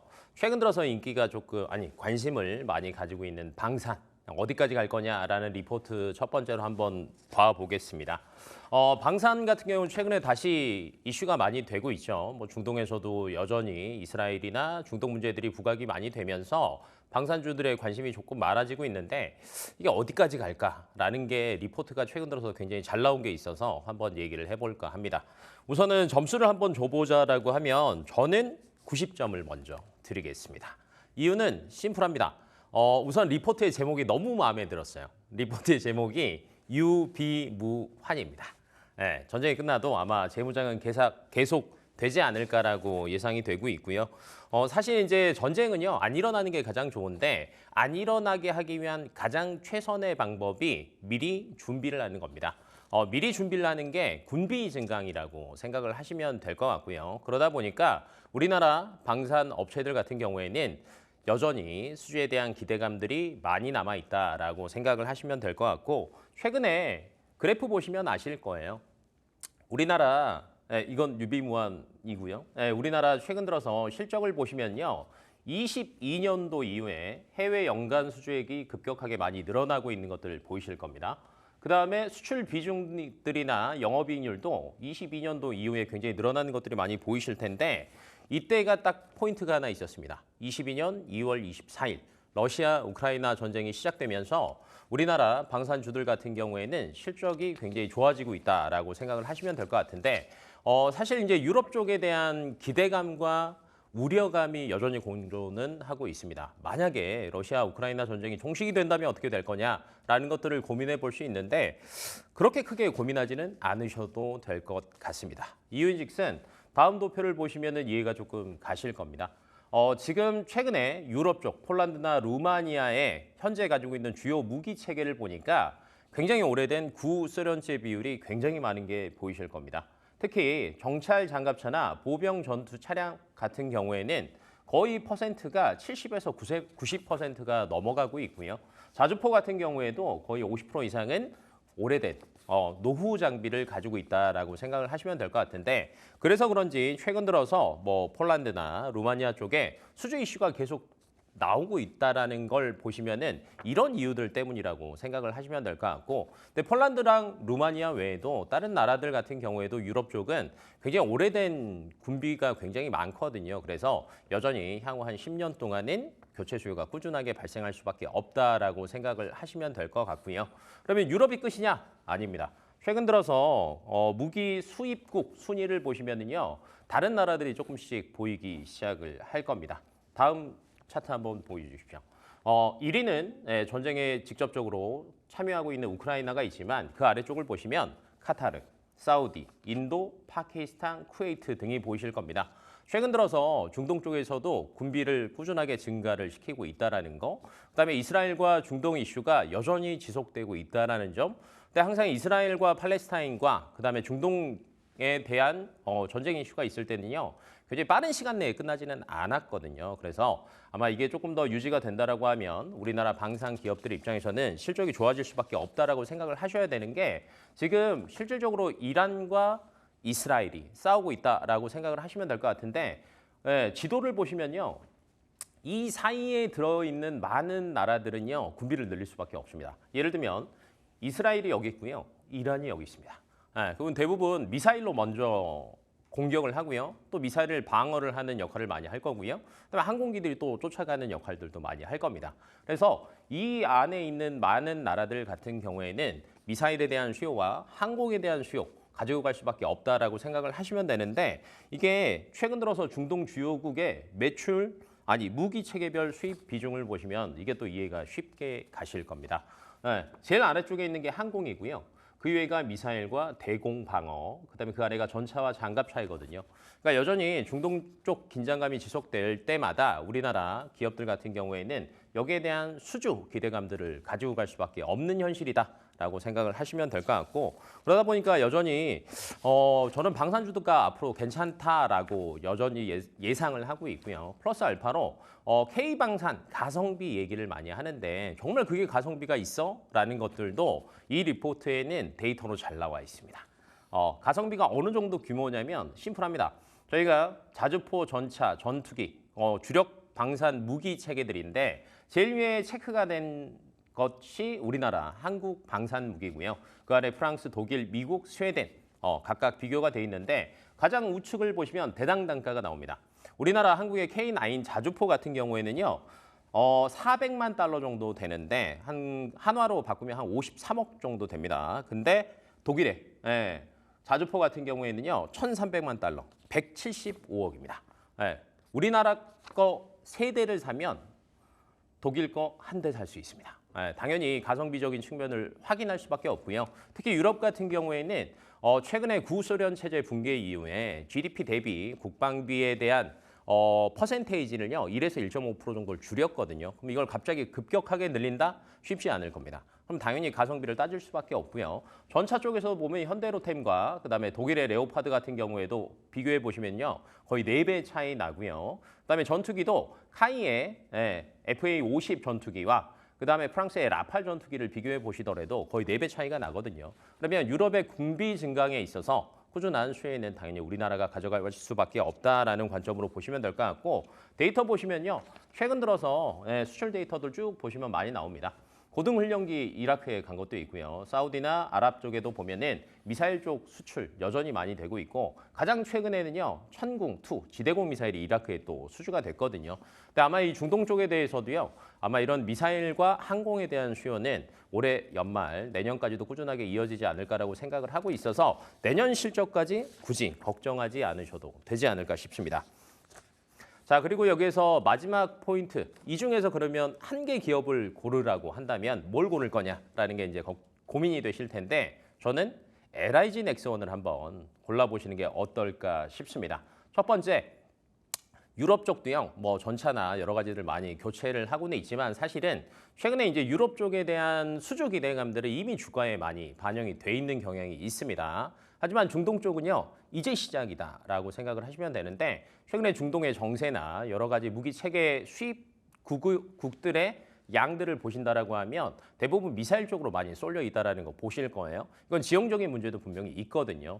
그래서 아마 이라크 천공2 수주를 했지만 이걸 시작으로 나머지 많은 나라들에서도 천공2에 대한 수주 기대감이 여전히 남아있다라고 생각을 하시면 될 것 같고 미국 같은 경우에는요. 미국에서 연내 아마 계약 가능성이 분명히 대두가 되고 있습니다. 그러면 10, 11, 12 기존 실적 좋고요. 새로운 수주까지 가지고 간다라고 하면 주가 상승은 조금 더 높지 않을까라고 보고 있어서 괜찮아 보이고 있고요. 플러스 알파로 최근 들어서 방산도 로봇이 항상 플러스 알파가 되는데 미래목걸이 로봇까지 확보를 하면서 충분히 목표가 26만 원까지는 갈 수 있지 않을까라고 예상을 하고 있습니다.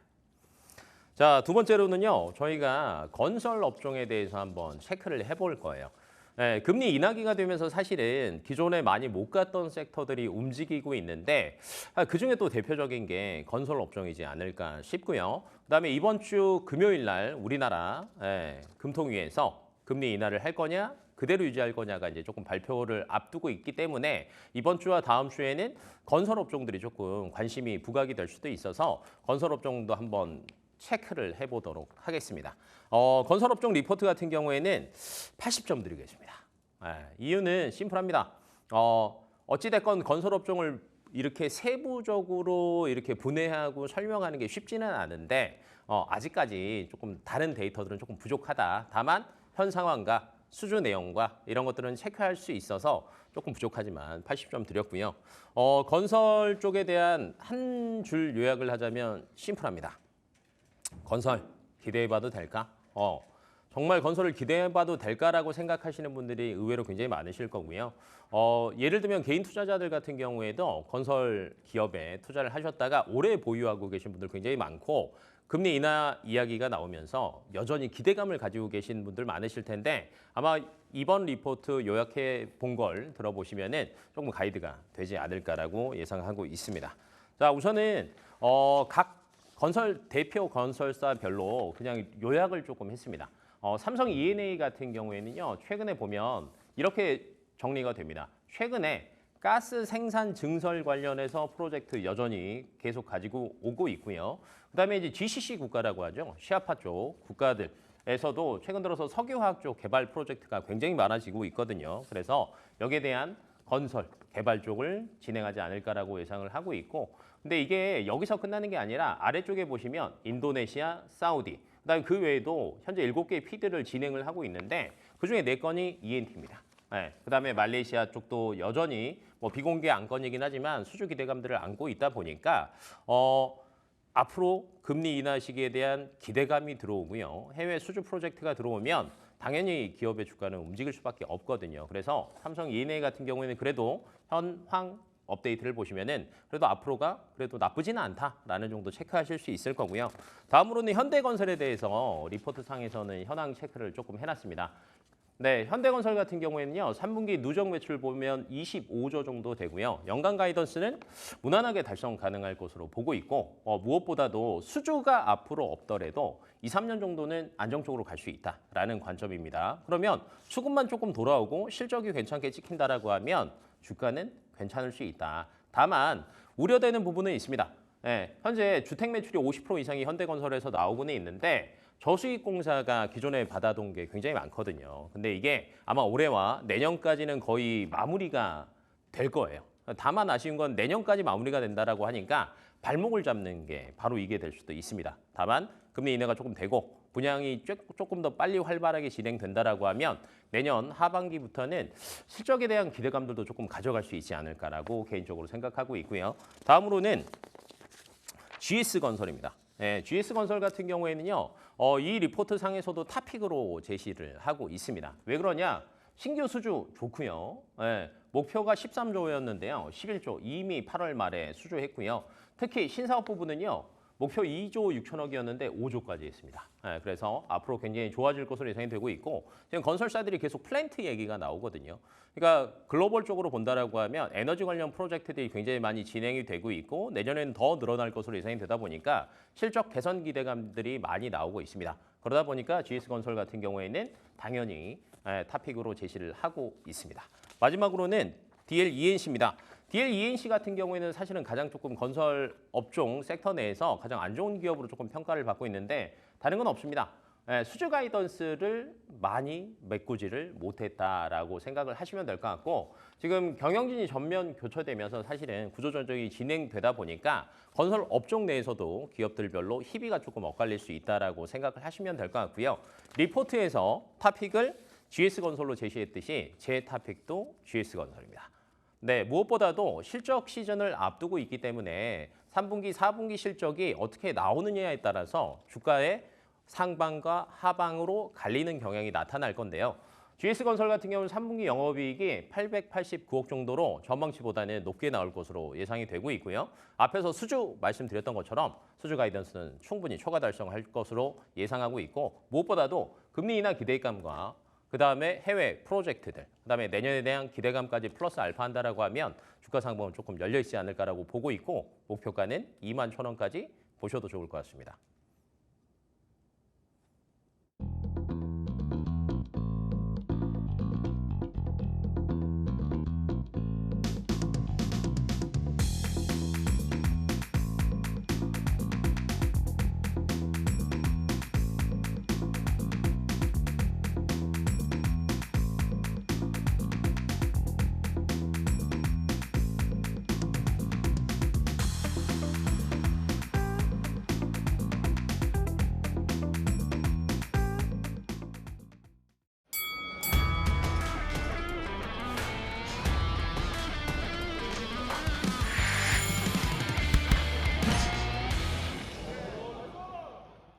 네, 주슐랭의 메인 코너 맞다 이슈 들어가도록 하겠습니다. 오늘 오후 시장에서 단기로, 중기로, 장기로 사야 될 종목이 있다면 여러분들은 어떤 종목을 매수하고 싶으신가요? 아, 진짜 매수는 해도 될까? 이 종목 진짜 매력은 있는 걸까? 고민 많으신 분들에게 좋은 시간이 아닐까 싶습니다. 두 분의 시각을 통해서 6종목 파헤쳐 보도록 하시죠. 여기리서치 최진욱 본부장님 그리고 오로라 투자자문의 이슬희 팀장님 모시고 이야기 나눠보겠습니다. 두 분 반갑습니다. 안녕하세요. 네, 저희가 그래도 또 한 주를 또 지나고 왔는데 시장의 흐름들을 보면서 종목들을 다 선별하셨을 거란 말이죠. 세 가지 종목에 공통점이 있습니까? 공통점은 결국에 지금 시장은 또 이슈를 따라갈 수밖에 없지 않나라고 보고 있고요. 추가적으로 여기서 실적에 대한 어떤 기대감까지 가지고 있는 종목군들로 좀 선별해왔습니다. 이슈 플러스 나는 종목에 선별할 수 있는 부분들을 좀 확인해 봐야 된다 하면서 이슈와 또 실적을 얘기해 주셨고요. 최진욱 본부장님. 저도 일단 실적 베이스가 가장 주라고 좀 말씀을 드리고 싶고요. 네. 일단 이제 실적 평가가 굉장히 좀 좋은 기업들 위주로 좀 선별을 했다라는 관점을 좀 말씀해드리고 대내적인 좀 변수에 따른 좀 종목에 대한 좀 투심 사이클이 좀 회복이 될 수 있을 만한 그런 기업군으로 좀 선별을 해왔습니다. 그러니까 실적 대 실적의 싸움이 될 것 같습니다. 자, 여러분들 그럼 단기로 어떤 종목을 좀 가져오셨을지 실적주일 것 같은데요. 화면으로 만나보도록 하겠습니다. 단기 종목 살펴보시죠. 자, 미 생물보안법 중장기 수혜가 전망됩니다. 삼성바이오로직스 대 수주 훈풍은 주가도 짜릿하게 만들죠. 대한전선 들고 오셨습니다. 이야기 들어볼게요.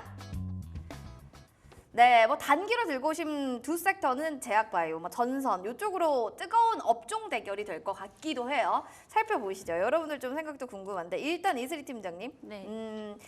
중장기 수혜가 전망된다 이런 헤드라인이 있었어요. 우리 단기 종목으로 근데는 선발을 들고 오셨단 말이죠. 사실 이게 내일 또 굉장히 또 중요한 이슈가 있거든요. 네. 그래서 아무래도 단기적으로 또 시세가 나올 가능성이 높기 때문에 우선은 이제 뭐 단기도 괜찮다 일단 보고 있고요. 뭐 중기까지도 손색이 없는 종목이라고 좀 판단이 되고 있습니다. 그래서 삼성바이오로직스 같은 경우는 상당히 좀 무거운 종목이지만 최근 이제 추세를 보게 되면은 CDMO 쪽에서 또 가장 잘 가고 있는 있는 종목 중에 하나거든요. 그래서 그만큼 이제 생물보안법 관련해서 대장격이라고 좀 보시면 될 것 같고요.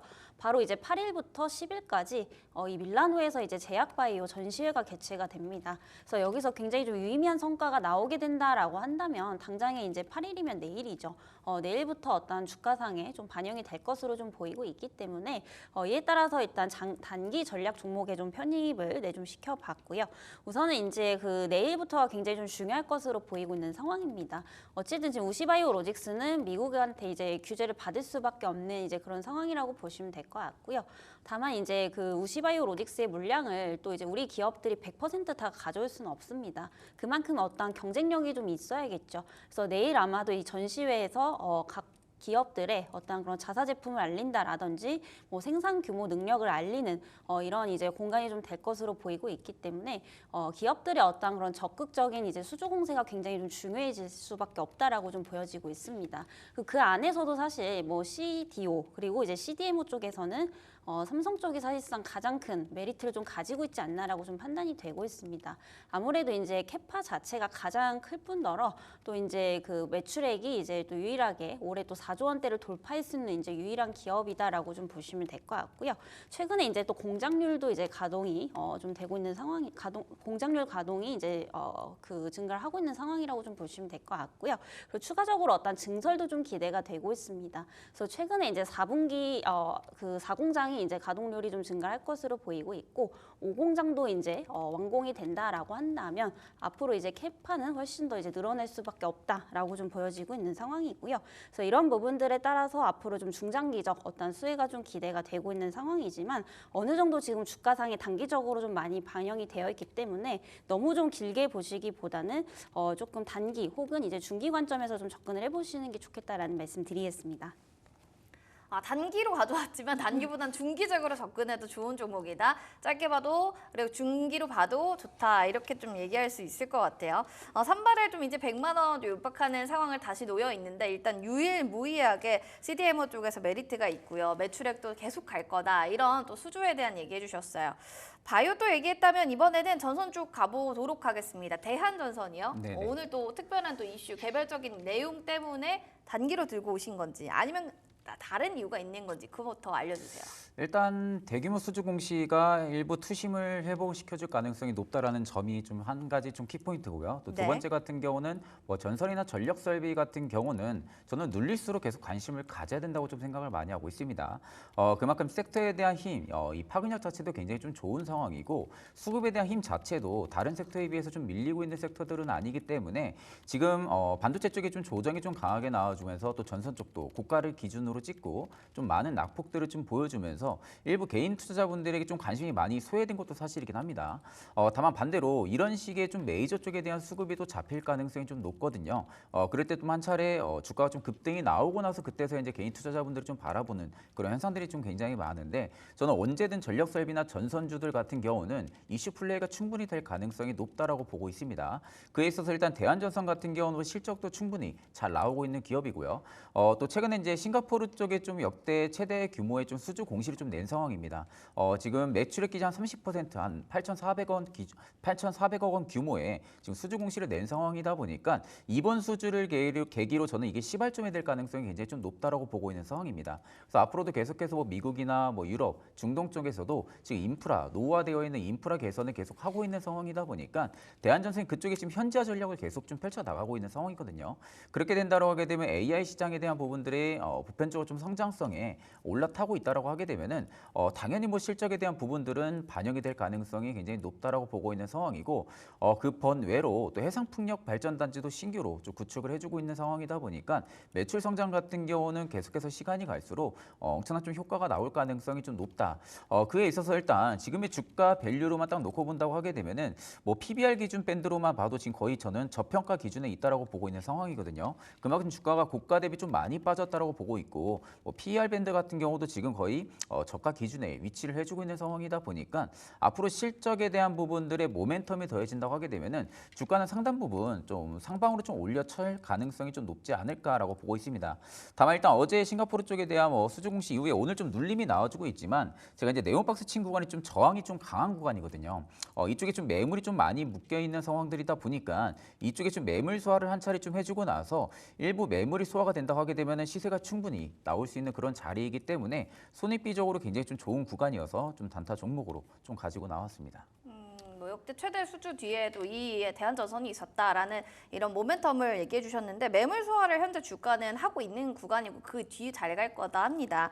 그럴 거면 차라리 제일 일렉트릭이 지금 그래도 네네. 강세 보이는데 그거 단타로 들어가는 게 낫지 않아요? 어떻게 생각하세요? 저는 일단 전선 전력 쪽 같은 경우도 전체적인 섹터 분위기는 굉장히 그쵸? 좋게 잡힐 가능성이 네. 높겠죠. 다만 이제 가장 중요한 거는 실적입니다. 결국 이제 실적 성장을 할 수 있을 만한 어떤 좀 계기가 있는지 여부를 저는 판단을 해야 된다고 보거든요.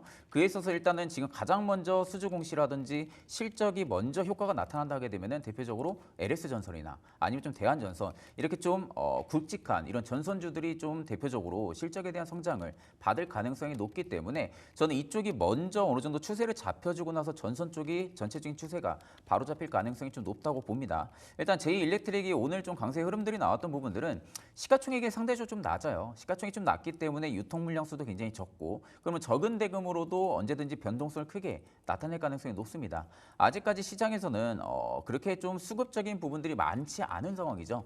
제한적인 수급 내에서 오늘도 오전부터 뭐 2차 전지라든지 바이오 쪽이라든지 이런 쪽에 좀 수급이 많이 쏠리면서 일부 제한적인 수급으로 지금 전선 쪽에 좀 들어와주고 있는데 그렇기 때문에 결국에 이제 시가총액이 낮은 기업들 위주로 좀 종목들이 변동성을 보일 가능성이 높겠죠. 그러면 결국 안전한 베이스까지도 우리가 생각을 한다라고 하게 되면은 뭐 LS전선이나 대한전선이 저는 가장 좀 탑픽이지 않을까라고 보고 있는 상황입니다.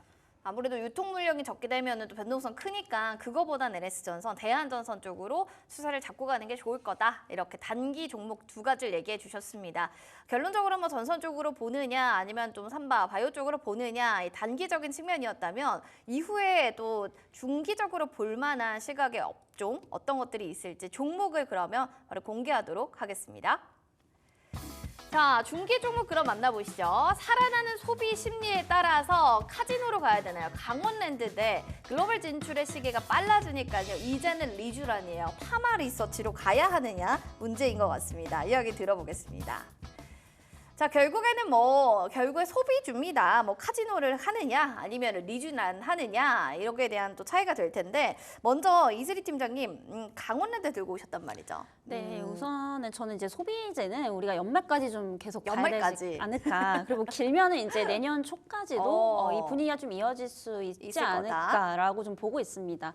왜냐하면은 지금 이제 고용 이제 부분을 보게 되면은 굉장히 지금 안정화 단계로 지금 진입을 했기 때문에 아무래도 이제 소비 여력에 대한 어떤 그런 부분들이 상당히 좀 증가할 수밖에 없다라는 점에서 이제 소비재주들을 좀 주목을 해보시면 좋을 것 같습니다. 그리고 이제 타 섹터에 비해서 그동안 사실 오른 게 없기 때문에 대부분의 종목군들이 지금 상당히 좀 저평가되어 있다라는 거.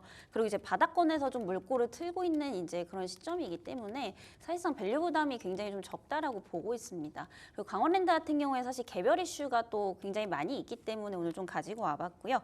우선은 최근에 이제 또 리포트가 외국에서 하나 나왔습니다. 그래서 UBS라는 이제 글로벌 은행인데 사실 여기서 이제 7월만 하더라도 이 강원랜드에 대해서 매도 의견이 좀 나왔었거든요.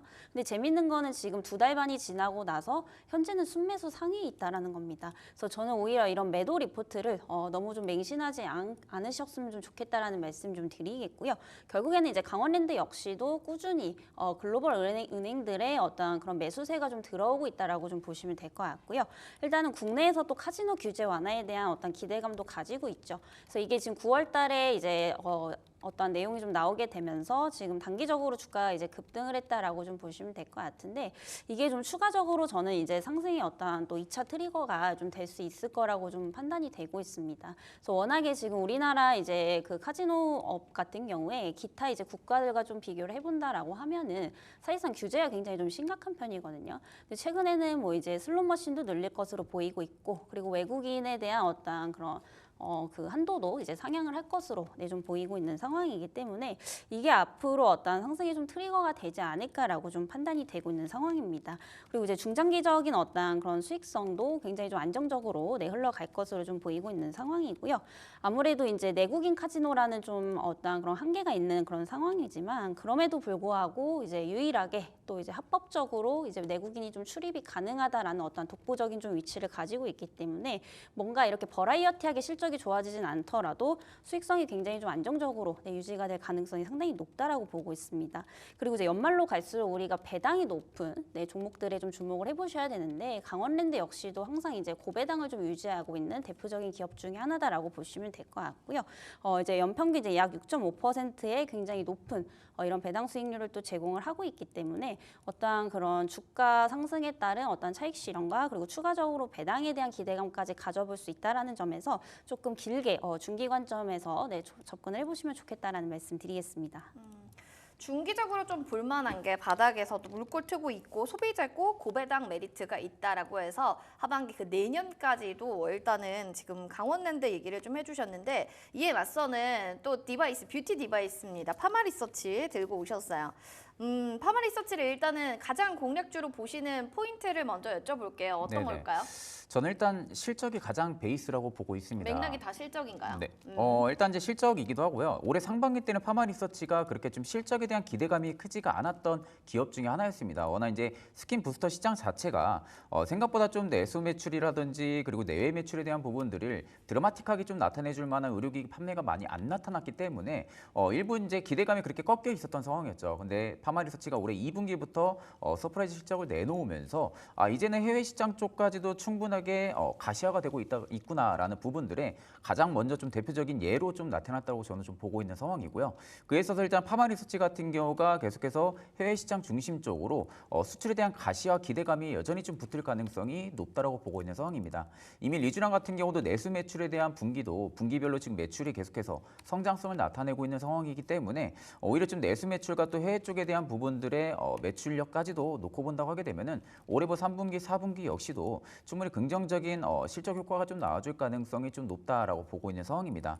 올해 1분기 때 이미 좀 멕시코 쪽에서 확장에 대한 부분들을 확인을 한 상황이죠. 그러니까 지금 파마리서치가 계속해서 신규 해외 국가들을 확장을 하기 위해서 해외 쪽에서 인증을 계속 받고 있는 상황입니다. 해외 쪽에서 인증을 계속해서 받고 있다라고 하게 되면은 앞으로 외형 성장에 대한 부분들의 키도 충분하게 잡고 있다라고 볼 수가 있기 때문에 저는 오히려 파마리서치 같은 경우는 지금 시점에서는 외형 성장과 실적 성장 두 마리 토끼를 충분히 잡을 가능성이 굉장히 높다.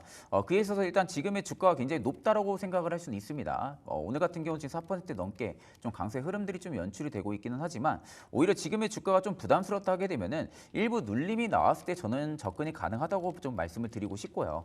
일단 뭐 비중을 한 번에 1차 매수에 전부 다 들어가기보다는 분할 매수로 좀 받는 것을 추천을 드리고 저는 오히려 이렇게 계속해서 수급이 강화가 되면서 고가를 플레이하고 있는 이런 기업들 같은 경우는 계속해서 메이저도 그렇고 개인도 그렇고 관심을 꾸준하게 받을 가능성이 굉장히 높습니다. 그렇기 때문에 저는 오히려 눌림이 살짝 좀 나왔을 때 매수 접근하시는 것을 추천을 드리겠습니다. 눌릴 때 매수하라. 높은 가격대인데도 불구하고 앞으로 외형 실적도 좋을 거다. 뭐 하나 질문 드릴까요? 디바이스, 뷰티 디바이스 세 종목 다 잘 가더라고요. 예를 들면 클래시스도 그렇고요. 네네네. 지금 파마리서치도 그렇고요. 휴재를 좀 눌렸지만 그래도 고가권을 좀 갱신하고 있는 모습인데 세 종목 다 디바이스인데 그중에서 네네. 원픽을 좀 따진다고 하면 가장 뭐 실적도 그렇고 차트도 그렇고 모멘텀도 그렇고 다 포함해서 토탈로 좋은 종목 뭐 어떻게 보세요? 사실 파마리서치나 클래시스는 차트 유형이 거의 비슷하다고 보시면 돼요. 그렇죠. 그만큼 미용 의료기기 쪽에 대한 성장성에 독보적인 좀 예로 좀 볼 수가 있는 기업들이고 올해 상반기까지는 파마리서치가 그렇게 좀 대표적인 예로 많이 안 올라왔었습니다. 미용 의료기기 하게 되면 가장 먼저 눈에 띄는 게 클래시스였고요. 클래시스 같은 경우도 지금의 주가 레벨 범위가 파마리서치랑 거의 비슷하다고 보고 있는 상황이고 만약에 나는 주가가 지금 조금은 부담스럽기 때문에 충분히 성장은 할 수는 있겠지만 부담스럽다 하게 되면 저는 비율 쪽에 좀 접근하는 게 맞다고 봅니다. 비율 같은 경우도 충분히 올해 하반기 때 실적 성장을 좀 노려볼 수 있을 만한 그런 기업군 중에 좀 하나이기도 하고요. 다만 좀 나는 실적에 대한 부분들을 눈으로 확인을 했고 그리고 앞으로 실적에 대한 부분들이 충분히 좋아질 가능성이 높다라고 하게 되면은 저는 탑픽은 여전히 파마리서치가 맞다고 보고 있는 상황입니다. 두 가지 종목도 아니고 그냥 차라리 다른 비율을 봐라. 지금 후발주를 봐야 된다. 아니면 실적도 좋고 더 좋을 화마 리서치다. 이렇게 자신감 내비치셨네요. 화장품과 카지노에 대해서 또 얘기 나눠봤고요. 이어서 여러분들의 선택은 장기 종목 어떤 걸 좀 좋아하실지 모르겠습니다. 두 분의 시각으로 장기 종목 그럼 만나보시죠. 자, 장기로 바라볼 종목은 멀리 봐야겠죠. 싸도 너무 싸요. 그렇습니다. 오리온 대 성장 모멘텀, 바라마 브러다오, CS 윈드 이야기 들어보겠습니다. 멀리 봤을 때는요, 싼 게 제일인 거냐, 아니면 바람의 이 훈풍으로 멀리 잘 갈 종목을 보는 거냐, 이제 풍격주를 봐야 되냐, 이게 고민입니다. 자, 먼저 이슬이 팀장님, 뭐 소비자 쪽 많이 좋아해요. 오리온도 또 마찬가지로 왜 좋다라고 좀 생각하시는지 포인트 뭔가요? 일단은 이제 그 식품주라고 이제 분류가 되잖아요, 오리온이. 근데 사실 상반기 때 보면은 식품주도 다 갈 때 오리온은 좀 굉장히 소외되는 그런 모습들을 좀 보여줬었습니다. 그게 이제 명확한 이유가 있는데 어쨌든 그 부분이 지금 해소가 되고 있다라고 좀 보시면 될 것 같고요. 우선은 이제 식품주들 같은 경우에 그동안 심리적으로 좀 꺾였던 이유가 7, 8월이 항상 좀 비수기입니다. 그래서 상반기 대비해서는 지금 이제 수출 데이터가 단기적으로는 조금 꺾여가는 시기인데 사실 과거 데이터를 본다라고 하더라도 9월부터는 항상 회복세를 보여줬던 모습이거든요. 특히나 이제 어느 때보다도 이번 연도에 또 이제 식품주들의 수출 데이터가 굉장히 좀 잘 나오고 있는 이런 국면이기 때문에 이번 9월부터 이제 굉장히 반등이 좀 강하게 나올 것으로 좀 보이고 있어서 이런 부분들이 앞으로 3분기 실적에 좀 이어지게 된다라고 한다면 또 한 번에 이제 그 어닝 실적을 달성하는 기업들이 굉장히 좀 많이 나올 것으로 보이고 있고요. 그 와중에도 사실 가장 지금 저평가되어 있는 게 저는 오리온이다라고 보여지고 있습니다. 그래서 사실 그동안 이제 주가가 굉장히 좀 장기간 급락을 했는데 과거에 이제 그 리가켄 바이오라는 기업을 또 인수를 하게 됐습니다. 그래서 그때 당시에 반응이 어땠었냐면 무슨 식품주가 뭐 갑자기 바이오 기업을 인수를 하냐 뭐 이런 얘기들이 좀 나왔었던 부분인데 결국 이제 리가캠 쪽에서 아무래도 좀 실적이 굉장히 좀 안 좋다 보니까 이런 우려감들이 이제 오리온에 대한 어떤 그런 주가락으로 좀 이끌었던 게 아닌가라고 좀 판단이 되고 있고요.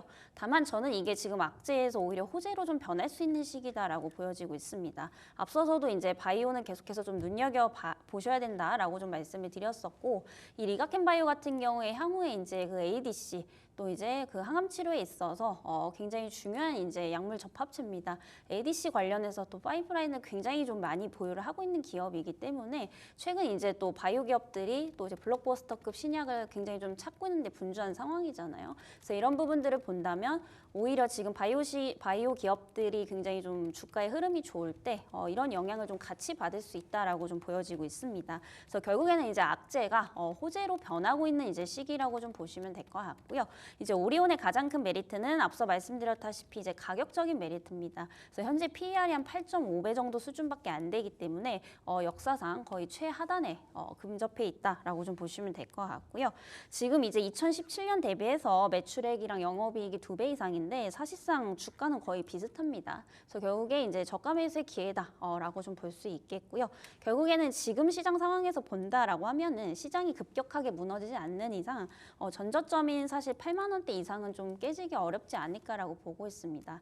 그래서 지금 이제 구간대에서 본다면 사실상 하방보다는 상방에 대한 부분들이 훨씬 더 활짝 열려 있다라고 좀 보고 있기 때문에 조금 장기적으로 모아가신다라고 한다면 충분히 조금 좋은 결과가 있지 않을까 이렇게 좀 말씀을 드려보도록 하겠습니다. 알겠습니다. 이제 반등 나올 예정이다. 차트적인 측면에서 어닝 실적도 달성될 거다. 실적과 차트를 같이 좀 보시면 좋을 것 같다. 오리온 얘기해 주셨습니다. 다음으로 우리 최진영 본부장님은 바람 타고 갈 만한 CS 윈드 얘기를 해주셨는데 CS 윈드를 또 긍정적으로 보시는 포인트 어떤 네네. 것들이 있을지 뭐 미대선 말고도 봐야 될 포인트가 있을까요? 네네. 일단 금리 인하가 가장 큰 포인트라고 좀 말씀을 해드리고 싶고 일단 이제 신재생 에너지 쪽 하게 되면은 금리 인하가 가장 유리할 수밖에 없는 상황입니다. 금리 인하가 이제는 좀 시작이 된 시점이기도 하고요. 그만큼 이제 대규모 자금을 좀 조달을 받아야 되는 산업 특성상 금리 인하가 굉장히 좀 유리할 수밖에 없는 상황인데 시장에서도 이미 뭐 기준금리 인하에 대한 부분들의 베팅이 좀 많이 들어왔던 상황이었고요. 근데 지금 CS 윈드가 지금 영업이익까지 이번에 또 흑자로 전환이 된 상황. 상황이죠. 1,000억 원 이상의 또 영업이익을 내면서 일단 지금 실적이 다시 돌아섰다라는 부분들을 이미 수치로 좀 확인을 한 상황이고, 그러면 지금 미국 쪽에 대한 경기 침체 부분들이 좀 많이 사그라들면서 건전한 좀 경제 흐름들로 계속해서 이어진다고 하게 되면은 기준금리 인하에 대한 부분들의 효과는 계속해서 좀 나아질 가능성이 높다라고 보고 있는 상황이고요. 일단 이제 CS 윈드 같은 경우가 해상풍력 하부 구조물 쪽에서의 앞으로 좀 매출 성장을 충분히 기대를 해볼 수가 있는 기업 중에 하나이기도 합니다. 지금 시가총액이 한 2조 8천억 원 정도가 되는데 지금 시총 대비 주가를 환산하게 되면은 적정 주가가 8만 원대가 나옵니다. 적정 주가가 8만 원대인데도 불구하고 지금 한 6만 7천 원, 이 정도에 지금 거래가 되고 있는 상황이거든요. 그러면 지금 시가총액 밸류 대비 실적의 잠정적인 집계로만 놓고 봐도 굉장히 좀 매력적인 구간이기도 하고 저평가 매력도 굉장히 좀 많이 올라와 있다라고 보시면 됩니다. 그래서 최근에 수급만 놓고 보면은 외국인들이 굉장히 많이 사고 있는 상황이에요. 저는 지금 뭐 코스피도 마찬가지고 코스닥도 마찬가지고 기업들을 선별할 때는 실적이 어느 정도 탄탄하게 베이스가 잡혀 있는 상황에서 외국인이나 혹은 기관 쪽에서 주도적으로 지금 수급을 담고 있는 기업들을 계속 체크를 해야 된다고 보고 있습니다. 그만큼 외국인들이 키를 좀 많이 잡고 있는 상황에서 CS 윈드총에 지금 한 6거래일 7거래 이상 계속 매수세를 넣어주고 있다는 부분들은 충분히 지금의 주가가 매력적이라고 좀 느껴진다고 보고 있는 상황이고요. 그렇다 하게 되면은 결국 앞으로 신재생 에너지 쪽에 대한 부분들도 마찬가지고 CS 윈드도 마찬가지고 계속해서 좀 주가의 성장 모멘텀이 좀 더해질 가능성이 높다라고 보고 있는 상황입니다. 결국 이제 판가 상승이 나타난다고 하게 되면은 더더욱 실적에 대한 베이스는 탄탄하게 나타날 가능성이 높기 때문에 저는 가장 실적주에 있어서는 대표적인 예가 또 CS 윈드가 되지 않을까라고 좀 말씀을 드리고 싶고요. 지금의 주가가 일부 올라갔다가 또 눌리고 올라갔다 눌리고 좀 이러한 핑퐁 형상들이 계속 좀 나타나고 있는데 가장 큰 맹점은 저점을 계속 좀 높여 나가고 있다는 겁니다. 저점을 계속해서 높여 나가고 있기 때문에 저는 오히려 잦은 변동에 굳이 뭐 1회 1비 할 필요 없이 충분하게 지금 자리도 매수 관점이 좀 가능하다고 보고 있고 중장기적으로 놓고 본다 하게 되면은 충분히 수익률도 크게 좀 보지 않을까 그렇게 보고 있는 상황입니다. 알겠습니다. 수익률도 수익률이고 더불어서 금리 인하에 대한 판가 상승을 기대할 수 있는 포인트가 바로 CS 윈드다라고 설명해 주셨습니다. 이렇게 보면은 또 풍력대 또 관련한 또 이야기들 해주셨는데 오리온까지 그럼 장기로 봤던 종목까지 마무리하도록 할게요. 자, 오늘의 또 원킥 종목 좀 봐야 될 것 같은데 오늘 킥이 될 만한 종목 세 종목 중에 딱 하나 선정해 주셨거든요. 어떤 종목일지 만나보도록 하겠습니다. 자, 오늘의 킥 종목은 싸도 너무 싸다. 결국에는 가격대입니다. 여기에 더해서 대한전선 단나로 또 얘기해 주셨는데 단기 종목과 또 장기 종목의 대결이 아닐까 싶네요. 이야기 들어보도록 하겠습니다. 네, 이슈가 있는 곳, 실적, 그리고 주가가 싼 게 또 매력이에요. 자, 여러분들의 선택은 좀 어떨지 궁금합니다. 댓글로 남겨주시고 먼저 얘기를 좀 들어볼게요. 이슬이 또 우리 팀장님 짧게 어필해 주실까요? 뭐 전략이라도. 네, 사실 지금 이제 우리 시장을 보면은 결국에 키워드 하나에만 좀 초점을 맞추시면은 힌트가 보이시지 않을까라고 보고 있습니다. 결국에 중국에서도 지금 지준율을 대폭 인하를 했고요. 미국 역시도 금리 인하로 지금 갈 수밖에 없는 이런 시점이기 때문에 결국에는 이제 경기 활성화가 될 겁니다. 결국에 경기 활성화는 이런 소비 구매 여력에 대한 확대로 좀 이어질 수밖에 없기 때문에 소비재 쪽을 계속해서 좀 보시는 게 좋겠다라는 점에서 오리온을 좀 탑픽으로 꼽아 보도록 하겠고요. 네, 매수가는 이제 97,000원 이하 그리고 목표가는 12만 원대까지 참고를 해보시면 좋을 것 같습니다. 12만 원, 82,000원 이하 이렇게 해서 오리온 얘기해 주셨고 우리 또 시청자분들도 대한전선 가지고 있는데 가자 하거든요. 네네. 자, 그럼 가격 전략 바로 알려주세요. 일단 저 대한전선 같은 경우는 앞쪽에 말씀드린 대로 지금의 매물만 충분히 소화를 해준다 하게 되면은 시세가 좀 한 차례 점프 현상이 좀 나와줄 가능성이 높다라고 좀 말씀을 드리고 싶고요. 일단 좀 목표가 같은 경우 저는 한 1차적으로 15,000원대를 일단 좀 보고 있습니다. 15,000원대의 매물이 지금 또 가장 중요한 좀 저항대라고 보고 있는데 이 15,000원대 매물대를 충분한 거래량이 동반이 되면서 돌파를 해준다라고 하게 되면은 저는 일단은 17,000원대까지도 충분히 2차적으로는 열려 있다라고 보고 있는 상황이거든요. 그렇기 때문에 15,000원과 17,000원 좀 체크를 하시고 손절가 같은 경우는 지금 11,000원대를 이탈만 안 해주면 된다라고 좀 말씀을 드리고 싶습니다. 정확하게는 11,800원대 정도 되겠네요. 11,800원대를 이탈을 안 해준다라고 하게 되면은 지금의 수급 자체는 충분하게 유지가 될 가능성이 높다라고 좀 말씀을 해드리겠습니다. 뭐 수주가 최고인지 실적이 최고인지 아니면 싼 게 최고인지 여러분들의 선택도 꼭 한번 생각해 보시면 좋겠습니다. 오늘 또 좋은 이야기 나눠주신 두 분간 여기서 마무리 인사 나누도록 하겠습니다. 고맙습니다. 네, 소문난 주식 맛집 주슐랭 오늘 준비한 순서 여기까지 되겠습니다. 본 프로그램 투자 판단에 대한 도움 말씀 전해드렸습니다. 다만 해당 가치 상승과 하락을 보장하지 않는 점 꼭 기억해 주시면서요. 오후장도 성공 투자 이루시길 바랍니다. 시청해주신 여러분 고맙습니다.